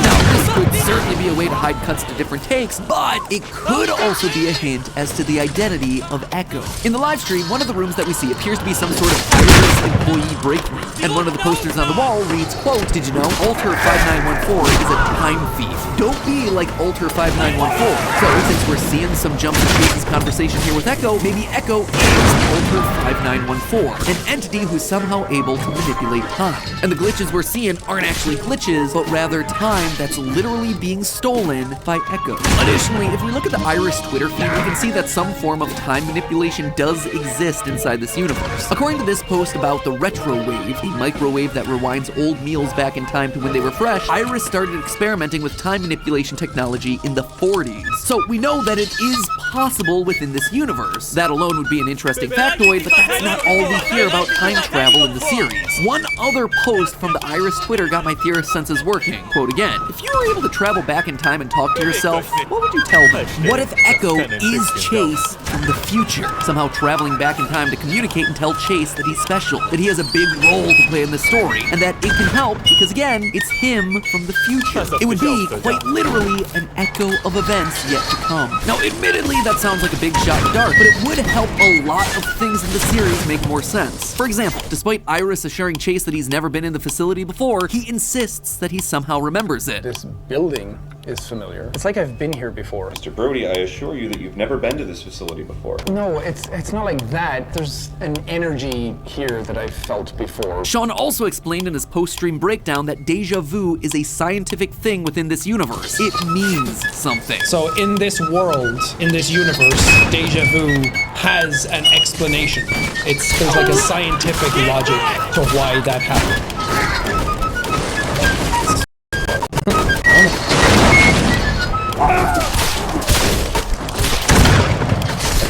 What if the deja vu is Chase picking up bits of his own memories? Memories that he hasn't made yet because they're Echo's memories. That would explain why Iris seems so interested in his feelings on the subject. Have you experienced that? Like what? What do you mean? The feelings of deja vu, something's happening. And time travel travel might not be the only dimensional technology that Iris is messing with here. I believe that a multiverse of some sort also exists in this world. In another Twitter post, Iris asks, quote, people only say reach for the stars because they think it's impossible to do so. What if we reached even further? The only thing I can think of that's further than the stars in outer space are places outside of our universe, in other universes. It might seem outlandish, but teleporting is established as a fairly regular occurrence amongst these characters. We've already talked about how Chase teleported to the top of a parking garage at the end of one of his videos, but he's far from the only person to experience this. First of all, Dr. Schniepelstein, Sean's wacky doctor character, witnesses an interdimensional portal through one of his computer monitors at the end of a 2019 video. That same portal is seen alongside the magician character Marvin the Magnificent in a vision from a 2020 upload. It's worth noting that both Antisepticeye and Chase are also seen in that vision, showing that all of these characters are indeed connected in some way. In fact, Antisepticeye himself has already directly interacted with both Dr. Schniepelstein as well as another character in the roster, the silent film performer Jameson Jackson. What if all of these characters are literally the same character, just from different universes, different timelines? And what's more, Iris clearly has an interest in these alter egos, with several of them likely already in containment within the facility. During the original livestream, we were able to see Jameson's bow tie, Marvin's mask, and several Jackie Boy Man comics hidden throughout the facility. Were these just Easter eggs to Sean's other characters, or could these characters actually be kept in the facility? My hunch is that they're here for a reason. And if Iris has an interest in all of these other egos, then of course they'd want to capture Antisepticeye too. Gotta be a completionist of the decks and all that. That Chase is Alter 114209. We've been tracking him for quite some time. But why? Why would Iris be so interested in collecting all these random characters from across time and space? According to Aaron, Iris is a benevolent organization that's just trying to protect people. So, see Chase. Iris helps those people in the village. We save them. We find items like those, and we protect people from them. We're not here to harm you, we just want to help. But this frankly does not align with everything else that we see with Iris in the series. First of all, their treatment of Chase is borderline torture, to the point that they even make it difficult for him to sleep. Thank you. And despite already knowing the answers to the questions that Chase, they decide to push him to the edge in a way that triggers horrible repressed memories.